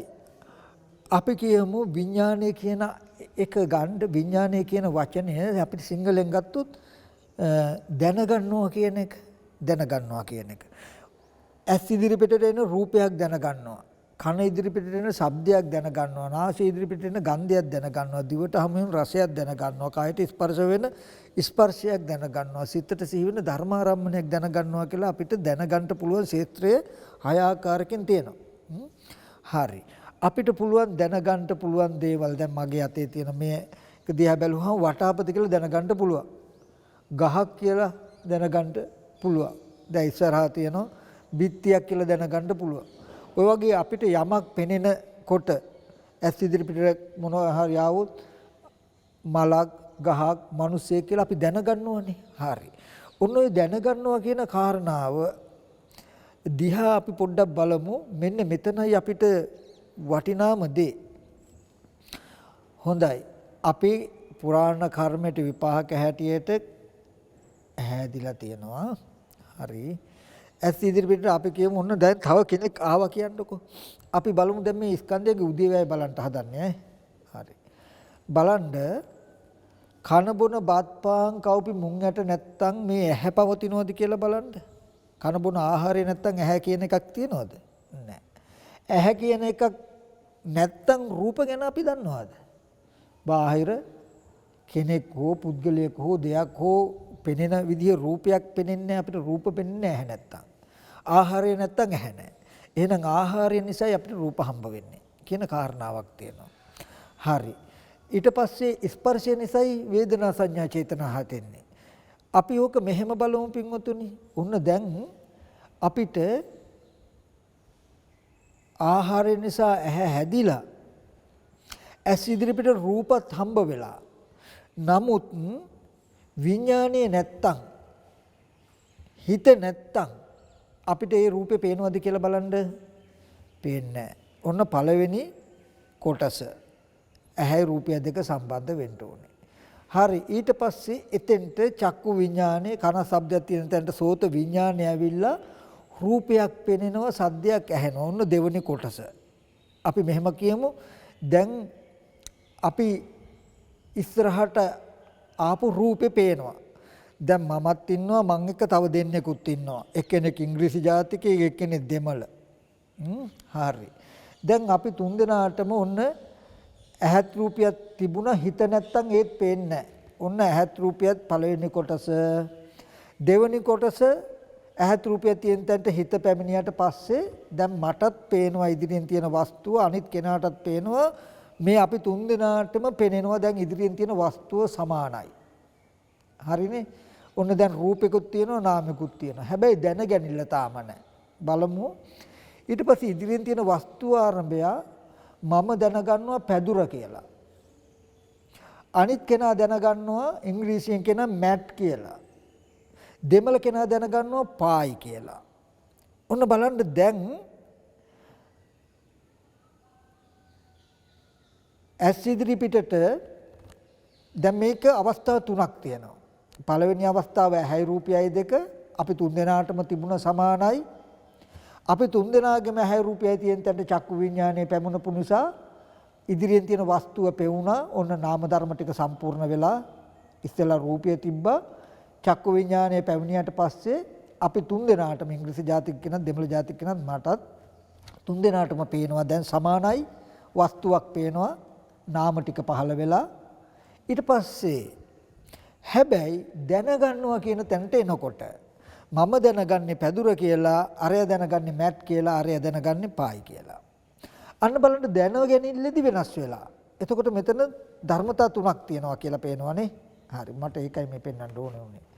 ඒ වගේ ඇහත් රූපියක් දෙක කන බොන ආහාරයෙන් රූපය ස්පර්ශය නිසා වේදනා සංඥා චේතනා ටික පහළ වෙච්ච එකට තමයි යාර කාටත් පොදු විදිහට පේනවා කියපු ටික.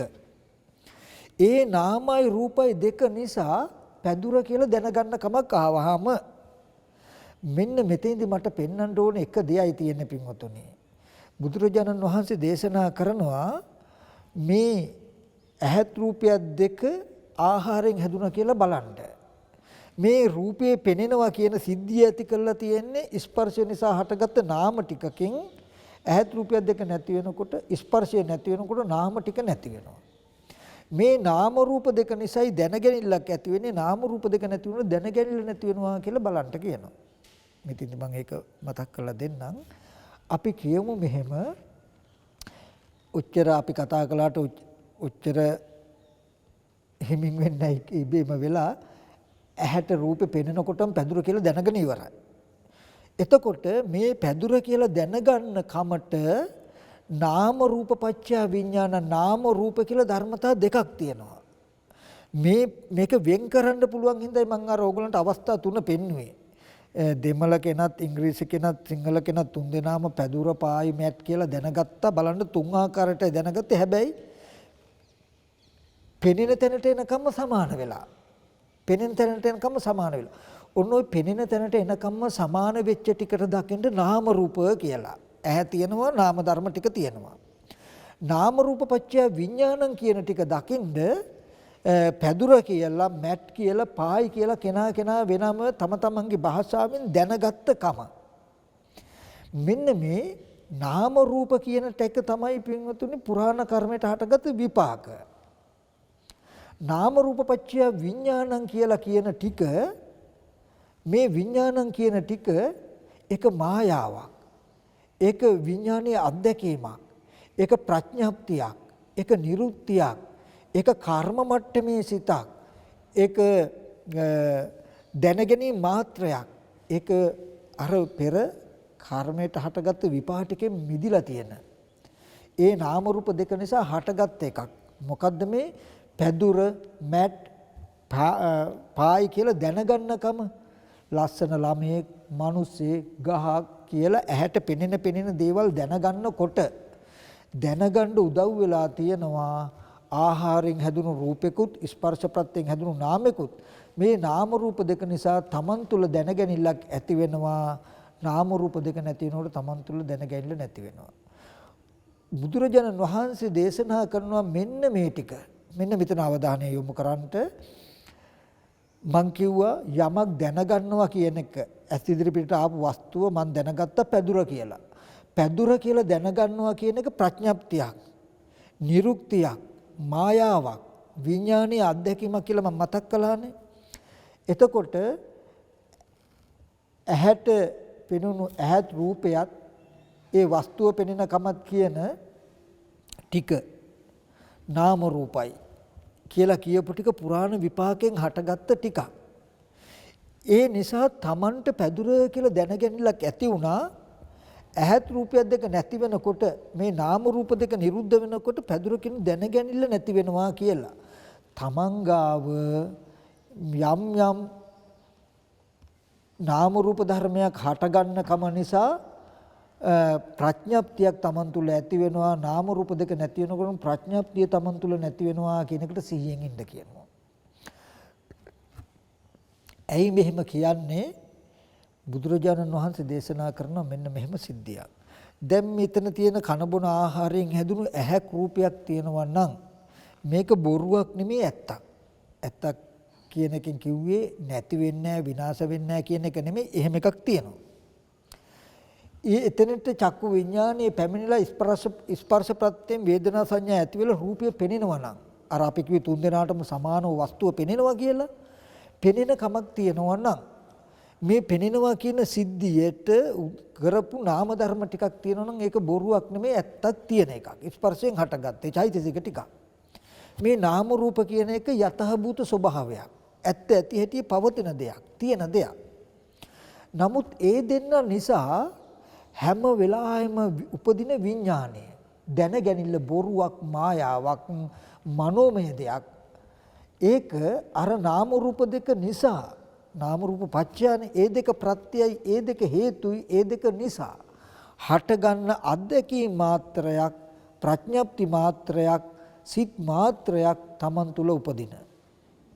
එහෙම ඒව නැහැ. ඒක බොරුවක්. පැදුර කියලා එකක් ලෝකේ කොහෙවත් නැහැ එහෙම එකක්. මිනිසයා කියලා ගහ කියලා එහෙම දේවල් නැහැ. ඒක ප්‍රඥප්තියක් විතරයි. ප්‍රඥප්තියක් කියලා කියන්නේ පැනවීමක්. නිකන් ඒක සම්මතයක්. අපි මේ පෙනෙන රූපේ පෙනෙනකොට අපි පැදුර කියමු කියලා සම්මතයක්. සම්මතයක්, ප්‍රඥප්තියක් කෙනා ගාව. අපි සිංහල කියන කට්ටිය මේ හැඩයට පැදුර කියලා හඳුනා ගන්නවා. ඉංග්‍රීසි කියන කට්ටිය මේ හැඩයට මැට් කියලා හඳුනගමු කියලා ප්‍රඥාප්තියක්. දෙමළ කියන ඇත්තෝ මේ හැඩයට මැට් කියලා හඳුනගමු කියලා මේ පැනවීමක්. තුන් දෙනාගේ මනසේ ඒ ප්‍රඥාප්ති ධර්මතා තුනක් සිහි වුණා. දැන් ඒ නාම රූප දෙක නැති වෙනකොට ප්‍රඥාප්තිය තමන් තුළ නැති වෙනවා කියන එකට සිහියෙන් ඉන්න කියනවා. රූපයක් පෙනෙනකොට තමන් ගාව ප්‍රඥාප්තියක් සිහි වෙනවා. රූපය නැති වෙනකොට ප්‍රඥාප්තිය නැති වෙනවා කියන එකට සිහියෙන් ඉන්න කියන එක මේ උද්‍යව විඥාණයෙන් පෙන්වන්නේ. බැරි වෙලා හරි චතුරාර්ය සත්‍ය පටිච්චසමුපාදය දන්නේ නැති කෙනාට වැරදුණු කෙනාට වැරදුනා චතුරාර්ය සත්‍ය. චතුරාර්ය සත්‍ය වැරදුණු කෙනාට වැරදුනා මාර්ග සත්‍ය. එයා ස්කන්ධයන්ගේ උදේවැය උපාදාන වශයෙන් නොගෙන ඉන්නවා කියන එක ඉගෙනගෙන නැත්තම් එහා මේ ස්කන්ධයන්ගේ උදේවැය දන්නේ නැති කෙනා කරන වැරද්ද මොකද්ද කියලා දන්නවද? නාම රූප දෙක නිසා ප්‍රඥාප්තියක් එනකොට නාම රූප නිසා විඥානය කියන්නේ ප්‍රඥාප්තියක් කියන එක මම මතක් කළා. ඒක නාම රූප දෙක නිසා නාම රූප දෙකට අයිති නැහැ කියන එකත් මතක් කළා. ඒකට තමයි මම අර පුද්ගලයා තුන් දෙනා තියලා තුන් දෙනාට යමක් දැනගන්න මට්ටමට එනකොට අවස්ථා තුන පෙන්වුවේ. රූපයේ පළවෙනි අවස්ථාව හැමෝටම තුන් දෙනාටම අයිති ඇහැ රූපය තිබුණා. මලමිණියකට වගේ හිත ඊට අනුගතව උපන්නාම තුන් දෙනාට වස්තුවක් පෙවුණා. පෙනෙනකම සමානයි. ඊට පස්සේ දෙවෙනි අදියරේ තුන්වෙනි අදියරේදී තුන් දෙනාම දැනගත්තා එක්කෙනෙක් මැට් එක්කෙනෙක් පැදුර එක්කෙනෙක් පායි. දැනගන්නකොට අර අවස්ථා දෙක නිසයි මේ දැනගත්තකම කියන තැනකින් හරි. එතකොට දැන් මෙන්න මෙතනදී බුදුරජාණන් වහන්සේ පෙන්නපු උදේවැය නොදන්නා කොට අසෘතවත් පුතඥය නැත්නම් ලෝකේ කෙනා මොකද කරන්නේ දන්නවද? මේ නාම රූප දෙක නිසා හටගත්ත ප්‍රඥප්තියේ ස්වභාවය තමයි නාම රූප දෙක නැති වෙනකොට එතනම ප්‍රඥප්තිය නිරුද්ධ වෙනවා. නමුත් මේ ප්‍රඥප්තිය භාවිතා කරන්න ගත්තොත් මේ සම්මතිය අසුරු කරන්න ගත්තොත් එහෙම නැත්නම් මේ විඥානීය පරිහරණය කරන්න ගත්තොත් වෙන දෝෂේ බලන්න. ඒ කිව්වේ නාම රූප දෙක නිසා තමන්ගාව ඇති වෙනවා පැදුර කියන අදහසක් ඇති වුණානේ. එතකොට ඇහත් රූපයක් දෙක වෙන් වෙනකොට පැදුර කියන අදහස මංගාව නැති වෙන එක තමයි ඇත්ත. උදේවැය බැලුවා නම් ඇහත් රූපයක් දෙක එනකොට පැදුර කියන අදහසක් ආව. ඇහත් රූපයක් දෙක නැති වෙනකොට පැදුර කියන අදහස නැති වෙන එක තමයි මේකේ බලන්න කියලා කියන්නේ ඇත්ත. එතකොට මට පැදුර කියන ප්‍රඥාප්තිය ආපු පැත්තේ පැදුර කියන ප්‍රඥාප්තිය මා තුළ උපදින්න හේතු පැත්තේ නිමිති නැහැ. කන බොන ආහාරයෙන් හැදුණු රූපයක් තියෙනවා. ස්පර්ශයෙන් හැදුණු වේදනා සංඥා චේතනා කියන ටිකකින් දා වස්තුව පෙනෙනවා. ඒ දෙන්න නිසා පැදුර කියලා දැනගන්න කමක් හැදිලා. මොකද මම හිතන පැදුර කියන එක අර පැත්තේ තිබුණා නම් අනිත් දෙන්නටත් පේන්න ඕනේනේ. නමුත් ඒ දෙන්නට එහෙම පෙවුනේත් නැත්තේ. එයා මැට් කියලා බලන එක දැනගන්න එක අර ඒ මැට් කියලා දැනගන්න එක හැදෙන්න හේතු වෙන පැත්තේ එයාට තිබුණේ රූපය පෙනෙනකම ඒ නිසා මැට් කියලා හැදුනා. ඒක ඇහත් රූපයක් දෙක නැති වුණොත් මැට් කියන අදහස නැති වෙනවා. දෙමළ කෙනාට ඇහත් රූපයක් දෙක නිසා රූපය පෙනෙනවා. පෙනෙනකොට පායි කියන අදහස එයා තුල ඇති වෙනවා. ඇහත් රූපයක් දෙක නැති වෙනකොට පායි කියන අදහස නැති වෙනවා. ප්‍රශ්නයක් නැහැ. ගැටලුවක් නැහැ. නමුත් මම ওই උදේවැය නොදැන මේ ප්‍රඥප්තියෙන් මේ සම්මතයෙන් මේ මායාවෙන් මම අර දිහා බැලුවොත් ප්‍රඥප්තිය පරිහරණය කරන්න ගියොත් සම්මතිය ජීවත් වෙන්න ගියොත් මම විඥානීය අත්දැකීමෙන් ජීවත් වෙන්න ගියොත් ඒ කියන්නේ ඇහත් රූපයක් දෙක නිසා පෙනෙනකොට පැදුර කියන අදහස ආවා. පැදුර කියන අදහසින් මම රූපෙ දිහා බැලුවොත් මං කිව්වා පැදුර කියන එක Taman තුල ඇති වෙලා නැති වෙන විඥානීය අත්දැකීමක්. නමුත් පැදුර කියන අදහසෙන් මං රූපෙ දිහා බැලුවොත් පින්වතුනි මට රූපේ ඇත්ත වැහෙනවා. නාම ධර්මයත්කේ ඇත්ත වැහෙනවා. නාම රූප දෙක පැත්තේ පැදුරක් තියනවා වගේ පෙනේ මට. එතකොට මේ ප්‍රඥප්තිය මේ නිරුක්තිය මේ සම්මතය මම භාවිතා කරනවා. මම ඒක පරිහරණය කරන්න ගියොත් මේ විඥානයේ අත්දැකීමෙන් නාම රූප දෙක පැත්තට මම ගියොත් ඒ කියන්නේ පැදුර කියන අදහසින් රූපෙ දිහා බැලුවොත් ඇහැ පැත්තට ආපහු ගියොත් මට පැදුරක් හම්බ වෙයි. පැදුරක් පෙනේ දැන්. එතකොට දැන් බලන්න මෙතන කාරණා දෙකක් තිබුණා. ඇහත් රූපයක් දෙක නිසා පැදුර කියන අදහසක් මං ගාව ආවා. ඇහත් රූපයක් දෙක නැති වෙනකොටම පැදුර නැති වෙනවා. ඒ විදිහට වාසය කළොත් මහණෙනි නුඹලට ඇහැ පැත්තේ රූපේ පැත්තේ උපාදාන වෙන්නේ නැහැ. ඒ හින්දා මේ ස්කන්ධයන්ගේ උදේවැය නුවණින් වාසය කරපල්ලා කියන උපදේශය මං ගාව තිබුණේ නැත්තම් මම මොකද කරන්නේ? ඒ දැනුම ආපු ගාම දැනුමෙන් ඇහැ පැත්ත රූපේ පැත්තට යනවා. මං ඇහැට පෙනෙන රූපය විඥානීය අත්දැකීමෙන් බලනවා. නාම රූප දෙක නිසා මංගාව තියෙන විඥානය තමයි පැදුර කියන දැනගැනිල්ල. අර කෙනා මැට් කියලා දැනගන්නකම, අරය පායි කියලා දැනගන්නකම. ඊට පස්සේ විඥාණයෙන් ඒ දිහා බලන්න ගියොත්, විඥාණයෙන් නාම රූප දෙක පැත්තට ගියොත්, නාම රූප දෙක නිසා හටගත්ත විඥාණය ආපහු නාම රූප දෙකට ප්‍රත්‍ය වුණොත්, ඒ කියන්නේ පැදුර කියන දැනගෙන ඇති වුණාම මම ආපහු පැදුර කියලා බැලුවොත් අර රූපේ පැදුර වෙයි, ඇහැ පැදුර දකින්න ඇහැ වෙයි. වේදනාව පැදුර දකිනකොට එන වේදනාව වෙයි, හැඩේ පැදුරේ හැඩේ වෙයි, පැදුර ගැන හිතන කම වෙයි. මෙතන තියෙන දේ තමයි ඇත්තටම පවතින නාම රූප දෙකේ ඇත්ත වැහෙනවා, ප්‍රඥප්තිය කියන එක ඇත්ත වෙනවා. දැන් මට මේක ප්‍රඥප්තියක් නෙමෙයි, සම්මතයක් නෙමෙයි, තියෙන එකක් වෙනවා. ඇයි ඒ? කන බොන ආහාරයෙන් හැදුණු ඇත්තටම රූපේ නිසා හටගත්ත සිතුවිල්ලක් තමයි ප්‍රඥප්තිය කියන එක. ප්‍රඥප්තියේ අනිත්‍ය බලා ගන්නට, හටගත්ත දේ නැති වෙනවා කියන බලා ගන්නට, උදේවැය බලා ගන්නට දක්ෂ නැහැ, ඉගෙන ගත්තේ නැති හින්දා විඥානීය අත්දැකීම දැනගත්ත දේන් රූපේ දිහා බලනකොට රූපේ මට පේන්නේ පැදුර වගේ. එතකොට මට ඒක බොරුවක් වෙන්නේ. ඇයි බොරු කියන්නේ? මේ බලන්න මේ අල්ලන්න පුළුවන් කියලා අල්ලලත් පෙන්වන්න පුළුවන්. මට ඔක මං කෙටියෙන් මතක් කළොත් වෙලාව බොහෝම ටිකයි තියෙන්නේ. ඒ හින්දා මම කෙටියෙන් මතක් කළොත් දුරකථනයක් ගත්තාම දුරකථනයක ඉන්කමින් සහ අවුට්ගෝයින් කියලා දෙකක් තියෙනවා. පිටතේ ඉඳන් පණිවිඩ ඇතුළට එන එකට කියනවා ඉන්කමින්. අපි පිට කාට හරි ඇමුතුම් ගන්නවා අවුට්ගෝයින්. එතකොට ඒ වගේ මෙතෙන්දි කියන්නේ බුදුරජාණන් වහන්සේ ඇහත් රූපයක් දෙක නිසා නාම ධර්ම, ඒ කියන්නේ රූපයක් පෙනෙනවා, සද්දයක් ඇහෙනවා. අර අපි තුන් දෙනාටම පෙනෙන වස්තුව පොදුයි වගේ. ඊට පස්සේ නාම රූප පත්‍ය විඥානං, මම පැදුර කියලා, අනිත් කෙනා පායි කියලා, අනිත් කෙනා මැට් කියලා දැනගත්තා වගේ නාම රූප දෙක නිසා විඥානය ඇති වෙනවා කියලා බාහිර රූපයක් හෝ ශබ්දයක් හෝ ඇස් ඉදිරි පිටට ආවහම ඒ නිසා තමන් තුල ප්‍රඥප්තියක් උපදින එක, සම්මතයක් සිහි කරගන්න එක, විඥානීය අත්දැකීමක් ඇති වෙන එක, නිරුක්තියක් හටගන්න එක, අදිවචන සම්පස්සයක් හටගන්න එක ධර්මතාවයක්. ඔන්න ඉන්කමින් වගේ බාහිර ඇහත් රූපයක් දෙක නිසා තමන් තුල දැනුමක් ආවා. කනට ශබ්දයක් ගැටෙනකොටම බල්ලෙක් බුරනවා, කපුටෙක් කෑ ගහනවා, වාහන සද්දයක් කියලා තමන් තුල සද්දයක් ඇති වුණා, කන ශබ්දයක් නැති වුණා, ශබ්දේ නැති වෙනවා. ඔන්න ඔය විදිහට තමන් තුල දකින අහන දේවල් ආරම්භය දැනගැනිලි ඇති වෙනවා, දකින අහන දේ නැති වෙනකොට ඒ දැනගැනිලි නැති වෙනවා කියන එකට හොඳ සිහියක් හුරු පුරුදු කරන්න කියලා පෙන්නන ඔච්චරමයි කරන්න ඕනේ. දුක පිළිසෙන් දැකලා සමුදය දුරු කළා, නිරෝධය සාක්ෂාත් කළා, ඔක්කොම ටික කළා දෙනවා. මේ තණ්හා උපාදාන කියලා තණ්හා තෘෂ්ණා නැමැති හුලක් තියෙනවනම් මොන විදිහටවත් ගලවන්න බැරි, ඔක්කොම ගැලවිලා යනවා. ඉන්කමින් එක විතරයි.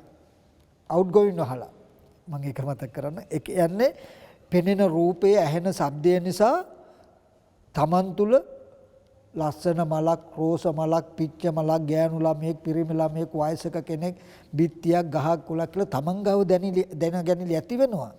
ඇති වෙන දැනගැනිල්ල ඇහත් රූපයක් දෙක නැති වෙනකොට, නාම රූප දෙක නැති වෙනකොට තමන් තුලම නැති වෙලා යනවා කියන එකට සිහියෙන් ඉන්න කියන එක තමයි මේ උද්‍යව ඥානයේ අර්ථය. ඊගාවට ඕක දන්නේ නැති පෘථග්ජනයා මොකද කරන්නේ? අවුට්ගෝයින් වගේ තමයි ඒ දැනගැනිල්ල භාවිතා කරලා එළියට යනවා. අපි Tamanට ආපු අත්දැකීමෙන් ඇහත් රූපයක් දෙක නිසා පැදුර කියන දැනගැනිල්ලක් ඇති වෙනවා. ඇහැ රූපේ නැති වුණාට පැදුර කියලා දැනගැල්ල නැති වෙනවා කියන තැනට සිහියෙන් ඉන්නේ. ඒක සිහියෙන් නොසිටියොත් වෙන හානිය ආදීනව මහා මෙරක් තරම් කියලා දන්නේ. එයා මොකද කරන්නේ? පැදුර කියන අත්දැකීමෙන් අර රූපේ දිහා බලනවා. ආපහු යනවා පැදුර පැත්තට. මේ රූපේ පැත්තට. මිනිසයා කියන දැනගත්තාම මිනිසයා කියන අත්දැකීමෙන් රූපේ දිහා බලනවා. ළමයා කියන අත්දැකීමෙන්, ගහකොළ කියන අත්දැකීමෙන් රූපේ දිහා බලනවා. එතකොට ඇහත් රූපයත් දෙක නිසා යම් යම් ආකාරයේ දැනගැනිල්ලක් තමන් ගාව ඇති වුණොත් අන්තිමට අපි නතර වෙලා ඇති මම දැනගන්න හැම දෙයක්ම තියෙන දේවල් වෙලා ඇති අපිට. තියෙන දේවලුයි දැනගත්තේ කියන තැනකටයි අන්තිමට අපිපත් වෙලා තියෙන්නේ. නමුත් නාම රූප නිසා විඥානය ඇති වෙලා දැනගැනිලි ඇති වෙනවා. නාම රූප දෙක නැති වෙනකොට දැනගැනිලි නැති වෙනවා කියන තැනක 100න් හිටියොත් බාහිර රූප ශබ්ද කියන පැත්තේ එකම නිමිත්තක්වත් හිටියද කියලා බලන්න. අනිමිත්ත බව, ශූන්‍යත බව, අපනිහිත බව තේරෙයි. මම කතා කරන ටික හරීම වටිනවා වගේ පොඩ්ඩක් ගැඹුරුයි. පොඩ්ඩක් මට මේ අවස්ථාවේදී මේ ඔක්කොම එකවර කියලා දෙන්න වෙලාවක් මදි. නමුත් නොතේරුණත් අර ස්වාමීන් වහන්සේ මරණයෙන් පස්සේ නෙමෙයි මේ දැන් මේ ජීවිතේම සියලු දුකේ නිර්වශේෂ නිරෝධයෙන් නිවිල සැනසීලා ඉන්න පුළුවන් දර්ශනයක් තියෙනවා කියන තැනකින් ධර්මදේශනාවක් කළා. ස්කන්ධයන්ගේ උදේ බලන එක විතරක් කරන්ට දුක පිළිසෙන් දැකලා සමුදය දුරු කළ නිරෝධය සාක්ෂාත් කරලා දෙනවා කියන ඔක්කොම ඒකෙන් කරනවා කියලා කිව්වා. ඒක අපිට තේරෙන්නේ නැහැ. මොකද්ද ඒක කියලා තව ටිකක් හොයන්න ඕනේ කියලා පොඩ්ඩක් විමසන්න. විමසලා හොයන්න කියන කාරණාව මතක් කරනවා. මේකේ තව මට පෙන්වලා දෙන්න තියෙන උපමා උපමී එක පැතිකඩවල් ගොඩක් තිබුණත් මට කියන්න කාරණා මදි. කෙටියෙන් ගත්තාම ඉන්කමින් වගේ තමයි ඇහත් රූපයත් කන ශබ්දයත් නිසා තමන් තුල ප්‍රඥාප්ති වශයෙන් දැනගැනිලි උපදිනවා. නාම රූපච්ඡ විඥානං. නාම රූප නිරෝධ විඥාන නිරෝධා. ඒ ඇහත් රූපයත් දෙක කන ශබ්දයත් දෙක නැති වෙනකොට තමන් ගාව දැනගන්න කම නැති වෙනවා කියලා බලන්න. එතකොට විඥානයේ අත්දැකීම බාහිරෙන් හම්බ වෙන්නේ බාහිර වස්තු නිසා තමන් තුල විඥානයේ දැනගැනිලි ඇති වෙලා දැනගැනිලි නිරුද්ධ වුණා කියන තැනකින් පෙනෙයි. පරමාර්ථය වෙනම පෙනෙයි, ප්‍රඥප්තිය වෙනම පෙනෙයි. විඥානේ යතහ භූත වශයෙන් පරමාර්ථ වශයෙන් තියෙන නාම රූප දෙක නිසා ප්‍රඥප්ති වශයෙන් පැදුර කියන අදහසක් සිහි වුණා. ඒ පරමාර්ථ වශයෙන් පවතින නාම රූප දෙක නැති වෙනකොටම ඒ පැදුර කියලා සිහි වෙච්ච ප්‍රඥප්තිය නිරුද්ධ වුණා කියලා පෙනෙයි. බැරි වෙලා හරි ප්‍රඥප්තියෙන් නාම රූප දෙක දිහා බැලුවොත් අයිසිං එකක් කේක් එකක් අයිසිං කෙරුවා වගේ පරමාර්ථ වශයෙන් තියෙන නාම රූප දෙකට ප්‍රඥප්තියෙන් බැලුවාම ප්‍රඥප්තියෙන් වැහෙනවා යථාර්ථය. එතකොට ප්‍රඥප්තිය ඇත්ත වෙනවා විඥානීය අත්දැකීම. අපි දැනගත්ත දේවල් ස්පර්ශ ආයතන හයේ තිබුණු දේවල් තියෙන දේවල් වෙලා මුළු ලෝකයක්ම වෙයි. උපාදාන වෙයි. අවසාන වශයෙන් මම මෙන්න මේ උපමාව මතක් කරන්න. අපි කියමු දැන් මම පැදුර කියලා කතා කළා. පෘථජන කෙනෙක් ඉන්නකොට එයාටත් ඇහැට රූප ගැටිලා හිත ඊට අනුගතව ඉපදිලා වස්තුව පෙනෙයි. පේනකොට පැදුර කියන අදහස එනවා. එයා උද්‍යව විඥානයේ නැහැ. නාම රූප නිසා මේ වගේ දැනුමක් ඇති වෙලා නාම රූප නැති වෙනවා කියන එකට 100න් ඉන්න ඕනේ කියලා දන්නේ නැහැ. ඒ හින්දා පැදුර කියන ප්‍රඥප්තිය අසුරු කරනවා. පැදුර කියන ප්‍රඥප්තියෙන් ජීවත් වෙනවා. පැදුර කියන සම්මතය භාවිතා කරනවා. පැදුර කියන අදහසින් වස්තුව දිහා බලනවා. බලලා අර රූපේ දිහා බලාගෙන ඉන්නවා පැදුර දිහා බලාගෙන ඉන්නවා වගේ. අනේ අර පැදුර බලන්නකො ගල්හැ පන් වලින්ද කොහෙද උවිලා තියෙන්නේ. ඒක නම් ගොඩක් වටිනවා ඇති. ඒක ලංකාවේ හදපු එකක් වෙන්න ඇති. කොහෙද දන්නේ හැදුවේ කියලා තව පැදුර ගැන විස්තරත් හිතා ඉන්නවා. දැන් පැදුර දිහා බලාගෙන දැන් හොඳට උපාදානයි. ඇහැ රූපය නිසා ඇවිල්ලා ආපහු ඇහැ රූප පැත්තට ගිහිල්ලා උපගමනං උපාදානං ආපහු ගිහිල්ලා. ඔන්න දැන් එයා පැදුර ගැන හිතා ඉන්නවා. රහතන් වහන්සේ නමක් හිටියෝ මේ ඇහත් රූපයත් දෙක කන බොන ආහාරයෙන් හැදලා තියෙන්නේ මහ භූතයි උපාදාය රූපයි. ඒක උපකාරයි ස්පර්ශයට වේදනා සංඥා ඇති වෙලා වස්තුව පෙනෙනවා. ওই නාම රූප දෙක නිසා පැදුරක් කියන ප්‍රඥප්තිය පැදුරක් කියන දැනගැනිල්ලක් මන් තුල ඇති වෙනවා. නාම රූප දෙක නැති වෙනකොට පැදුර කියන ප්‍රඥප්තිය මන් තුල නැති වෙනවා කියන එකට 100න් ඉන්නවා. උන රහතන් වහන්සේ අර නිසා තමන් තුල උපදින ප්‍රඥප්තිය දිහා බලාගෙන ඉන්නවා. අනිත් කෙනා ප්‍රඥප්තියන රූපේ පැත්තට ගිහලා රූපේ පැදුර කියලා බලාගෙන ඉන්නවා. මෙයාට පැදුර කියලා ද්‍රව්‍යයක් හම්බ වෙනවා. මෙයාට පැදුර කියලා ප්‍රඥප්තියක් විඤ්ඤාප්තියක් අධ්‍යක්ී මාත්‍රයක් හම්බ වෙනවා. දැන් අර රූපේ දිහා බලාගෙන අනේ මේ ස්වාමීන් වහන්සේ මේ බලන්නකො මේ පැදුර ගල්හැ වලින් හැදිලා තියෙන මේක හරි වටිනවා මේක හොරු ගත්තොත් මේ අපිට හරි දුක එයි නේද මේක අනිත්‍ය වෙනව නේද කියලා කතා කළොත් රහතන් වහන්සේ දන්නවා ওই රූපේ දකිනකොට මංගව පැදුර කියන අදහසක් ඇති වෙනවා කියන තියෙන නුවණකින්. එතකොට ඒ රූපේ පැදුර කියන අදහසකින් නෙමෙයි හැබැයි ඒ රූපෙමයි. ඒ රූපේ දකිනකොට පැදුර කියන ප්‍රඥාප්තියකින් ඒ රූපය අසුරු කරනවා. මෙයා පැදුර දිහාම පැදුර කියන ප්‍රඥාප්තිය රූපයට ආදේශ කරලා බලනවා. රහතන් වහන්සේත් ඔව් පැදුර ඇත්තටම ගල්ලා වලින් හැදලා තියෙන ඕක වටිනවා ඕක හොරු ගන්නත් පුළුවන් ඉතින් කැඩිලා බිඳලා නැති වෙන්නත් පුළුවන් කියලා කතා කරන්න පුළුවන්. නමුත් දෙන්නගේ හැසිරීම රටාව අතිශය වෙනස්. මම කියනවනේ මේ කාරණාව තේරුම් ගන්න මෙන්න මේ ටික තමයි මට මතක් කරන්න ඕනේ මෙන්න මේ වගේ ස්කන්ධයන්ගේ උදේවැය දන්නා නුවණින් යුක්ත වෙන්න කියලා කියන්නේ සම්මත පරමාර්ථ කියන යථාභූත ස්වභාවය සහ ප්‍රඥප්තිය වෙන් කළා දෙනවා. අපි ආයතන 6 නිසා දකින අහන දේවල් උදව් කරගෙන ආපහු ආයතන 6ට උපාදාන වශයෙන් යන එක වළක්වනවා. අපි දැක්කනේ ඇහැ උපාදාන කරන්න එපා රූපය උපාදාන කරන්න එපා කියන එකනේ මේකෙන් අපිට උත්තරය ආවේ උපාදාන වශයෙන් නොගෙන හිටියොත් භව නිරෝධ වෙලා දුක නිරුද්ධ වෙනවා කියලානේ. ඒ හින්දා මේ උද්‍යප්ප ඥාණයෙන් පෙන්වන්නේ ඇහැ පැත්තට රූප පැත්තට යන්න බැරි වෙන්න. බලන්න අරකෙන නාම රූප දෙක නිසා පැදුර කියන අදහස ආවහම පැදුර කියන අදහසෙන් රූපේ පැත්තට ගියාම ආපහු ඇහැ පැත්තට රූපේ පැත්තට ගිහිල්ලා උපාදාන වෙලා. එයා මොකද උද්‍යප්ප ඥාණයෙන් නතර වෙන්න දන්නේ. අනිත් කෙනා ඇහත් රූපය දෙක නිසා පැදුර කියන අදහස ඇති වුණා ඇහත් රූපය නැති වුණා පැදුර කියන අදහස නැති වෙනවා කියන තැනින් නතර වුණේ ඇයි? එතකොට ඇහැ පැත්තට මට යන්න බෑ රූපේ පැත්තට යන්නේ නැහැ. එතකොට ඇහැ උපාදාන වෙන්නේ නැහැ රූපේ උපාදාන වෙන්නේ නැහැ. එහෙමට යමක් අහුවෙන්නේ නැහැ කියලා දන්නවා. එහෙම හිටියොත් නිරෝධය සාක්ෂාත් වෙනවනේ කියලා දන්න නිසා. ඉතින් මෙන්න මේ වගේ කරුණු ටිකක් මම මතක් කළා.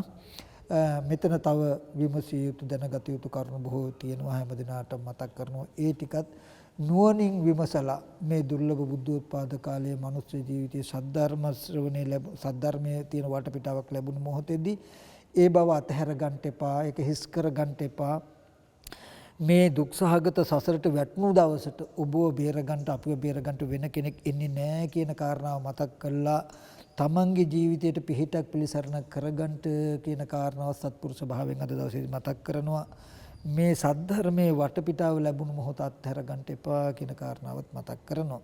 ඉතින් අද මේ දේශනාව මේ පින්වත් සීලූම දෙනාට මේ ජීවිතයේදීම උතුම් නිර්වාණ සම්පත්තිය සාක්ෂාත් කරගන්නට පහනක් නිවිලා යනවා වගේ නිවෙන්නට හේතු උපනිශ්‍රියම වේවා කියලා මේ දේශනාව මම අවසන් කරනවා. හොඳයි කල්පනා කරගන්න මේ දේශනාව තුළින් ජනිත වෙච්ච මේ සීලූම කුසලයන් ලෝකයේ සම්බුද්ධ ශාසනයත් මේ පින්වතුන්වත් ඒ වගේම ඇමරිකාවේ තියෙන විහාරස්ථාන සේනාසනවල අධිග්‍රහිතූත් මේ ලංකාවේ ආරණ්‍ය සේනාසන විහාරස්ථානට අධිග්‍රහිතූත් ශාසන මාමකිෂ්ඨකාරක සියලුම දෙවියෝ මේ පින් අනුමෝදන් වෙත්වා දිව්‍යංග දිවිසුර වඩා වර්ධනය කරගන්න දිව්‍යත් පතන බෝධිකින් උතුම් නිවන සැනසෙත්වා කියන අදහසින් අපි දිව්‍යන්ට පින් අනුමෝදන් කරමු. ආකාසට්ටා චුම්මට්ටා දේවා නාග මහිත්‍තිකා පුඤ්ඤන්තං අනුමෝදිත්වා චිරන් රැක්කන්තු බුද්ධ ශාසනං ආකාසට්ටා චුම්මට්ටා දේවා නාග මහිත්‍තිකා පුඤ්ඤන්තං අනුමෝදිත්වා චිරන් රැක්කන්තු බුද්ධ ශාවකං ආකාසට්ටා චුම්මට්ටා දේවා නාග මහිත්‍තිකා පුඤ්ඤන්තං අනුමෝදිත්වා චිරන් රැක්කන්තු දම්පරං. ඒ වගේම අද මේ සද්ධර්ම දේශනාව පවත්වන්නට විශේෂම හේතුවක් වුණා. ඒ වගේම මේ සද්ධර්මයේ ශ්‍රවණය කරන්ට මේ පින්වතුන්ට ඉඩ අවකාශ ලබා දීමෙන් මහා සත්ක්‍රියාවක් සිද්ධ කළා. මේ සත්ක්‍රියාව සිද්ධ කරන්නට විශාල හේතුවක් වුණා. අපේ මේ පින්කමේ මූලිකම බලාපොරොත්තුව මූලිකම අරමුණ වුණා. මීට 3 මාසයකට ඉහතදී ඒ කලුරිය කළා වූ අනෝජා ඉන්දුමති විදානගම මැතිනියට පින් අනුමෝදන් කරන්ට ඒ වගේම ඊට දින 12කට පසුව මිය පරලෝකයේ එතුමියගේ ආදරණීය මෑණියන් වන විනිතා රණසිංහ කියන මෑණියන්ට පින් අනුමෝදන් කරන්ට.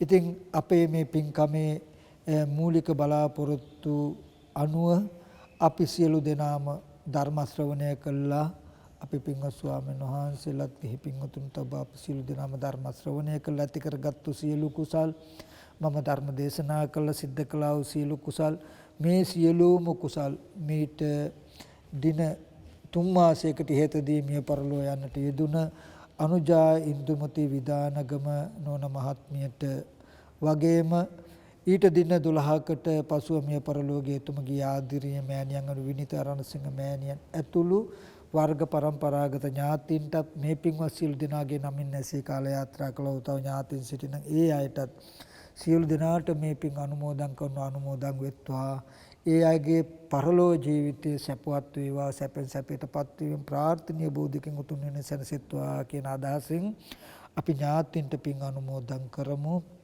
ඉදම්මේ ඥාතිනං හෝතු ගාතාව කියලා. ඉදම්මේ ඥාතිනං හෝතු සුඛිතා හොන්තු ඥාතයෝ ඉදම්මේ ඥාතිනං හෝතු සුඛිතා හොන්තු ඥාතයෝ ඉදම්මේ ඥාතිනං හෝතු සුඛිතා හොන්තු ඥාතයෝ. ඒ වගේම මේ දේශනාව සිද්ධ කරන්ට අපේ ඒ තාරක මහත්මයාට නොඑක ආකාරයෙන් උපදෙස් දෙමින් අනුශාසනා කරමින් ඒ කටයුතු කරන කැලිෆෝනියා ප්‍රාන්තයේ ඉන්න අපේ පින්වත් ස්වාමීන් වහන්සේලාත් ඒ වගේම ලංකාවේ ඉන්න අපේ පින්වත් ස්වාමීන් වහන්සේලාත් බොහෝම මෙත් සිතින් මේ මොහොතේදී මතක් කරනවා. මේ සියලුම කුසල් අපේ පින්වත් ස්වාමීන් වහන්සේලාට අපි අනුමෝදන් කරන පින්වත් ස්වාමීන් වහන්සේලාට නිදුක් නිරෝගී සුවපත් භාවයේ දිගාසිරි සම්පත්තිය ලැබිලා තවදුරටත් කරන්න කියන ශාසන මාමක කටයුතු දියුණු කරගන්න ශක්තිය ධෛර්යය ලැබේවා. ඒ වගේම පින්වත් ස්වාමීන් වහන්සේලාත් ප්‍රාර්ථනීය බෝධිකින් උතුම් නිවන සැනසෙන්න මේ පින් අපි පින්වත් ස්වාමීන් වහන්සේලාට හේතු උපනිශ්‍රයම වේවා කියලා මහා සංඝරත්නයටත් පින් අනුමෝදන් කරනවා. ඒ වගේම මේ දේශනාව සඳහා විශේෂයෙන් සංවිධානය කළා දායකත්වයේ සපයන්නේ අපේ ඒ අනුජා ඉන්දුමති නෝනා මහත්මියගේ ආදරණීය පියාණන් වන තාරක විදානගම මහත්මයාත් ඒ වගේම වැඩිමල් සොහොයුරා වන කපිල රණසිංහ මහත්මයා ඒ වගේම බහල සොහොයුරා ලසන්ත රණසිංහ මහත්මයා ඇතුළු සියලු දෙනා ඒ සංවිධාන කටයුතු දායකත්වයේ සැපුවේ සියලු දෙනාටත් මේ ධර්ම ශ්‍රවණය සිදු කළා මේ ශ්‍රවණය කළා වූ පින්වත් සියලුම දෙනාටත් මේ කුසල ධර්මයන්ගේ බලයෙන් මේ ජීවිත වලට ඇතිවන්නා වූ ලෙඩ දුක් කරදර බාධක අපලෝපද්‍ර දුරු වේවා කරන කියන යහපත් අදහස් සියල්ල සාර්ථක වේවා සමෘද්ධ වේවා. ඒ වගේම මේ සෑම දිනකටත් උතුම් වූ අජරාමර නිර්වාණ සම්පත්තිය මේ ජීවිතයේදීම සාක්ෂාත් කර ගැනීම සඳහා මෙම සියලු කුසල් උතුම් නිවන් පිණිස සෑම දිනකටම පාරමිතාවක්ම වෙත්වා කියලා ආශිර්වාද කරනවා. හැම දිනාටම තෙරුවන් සරණයි.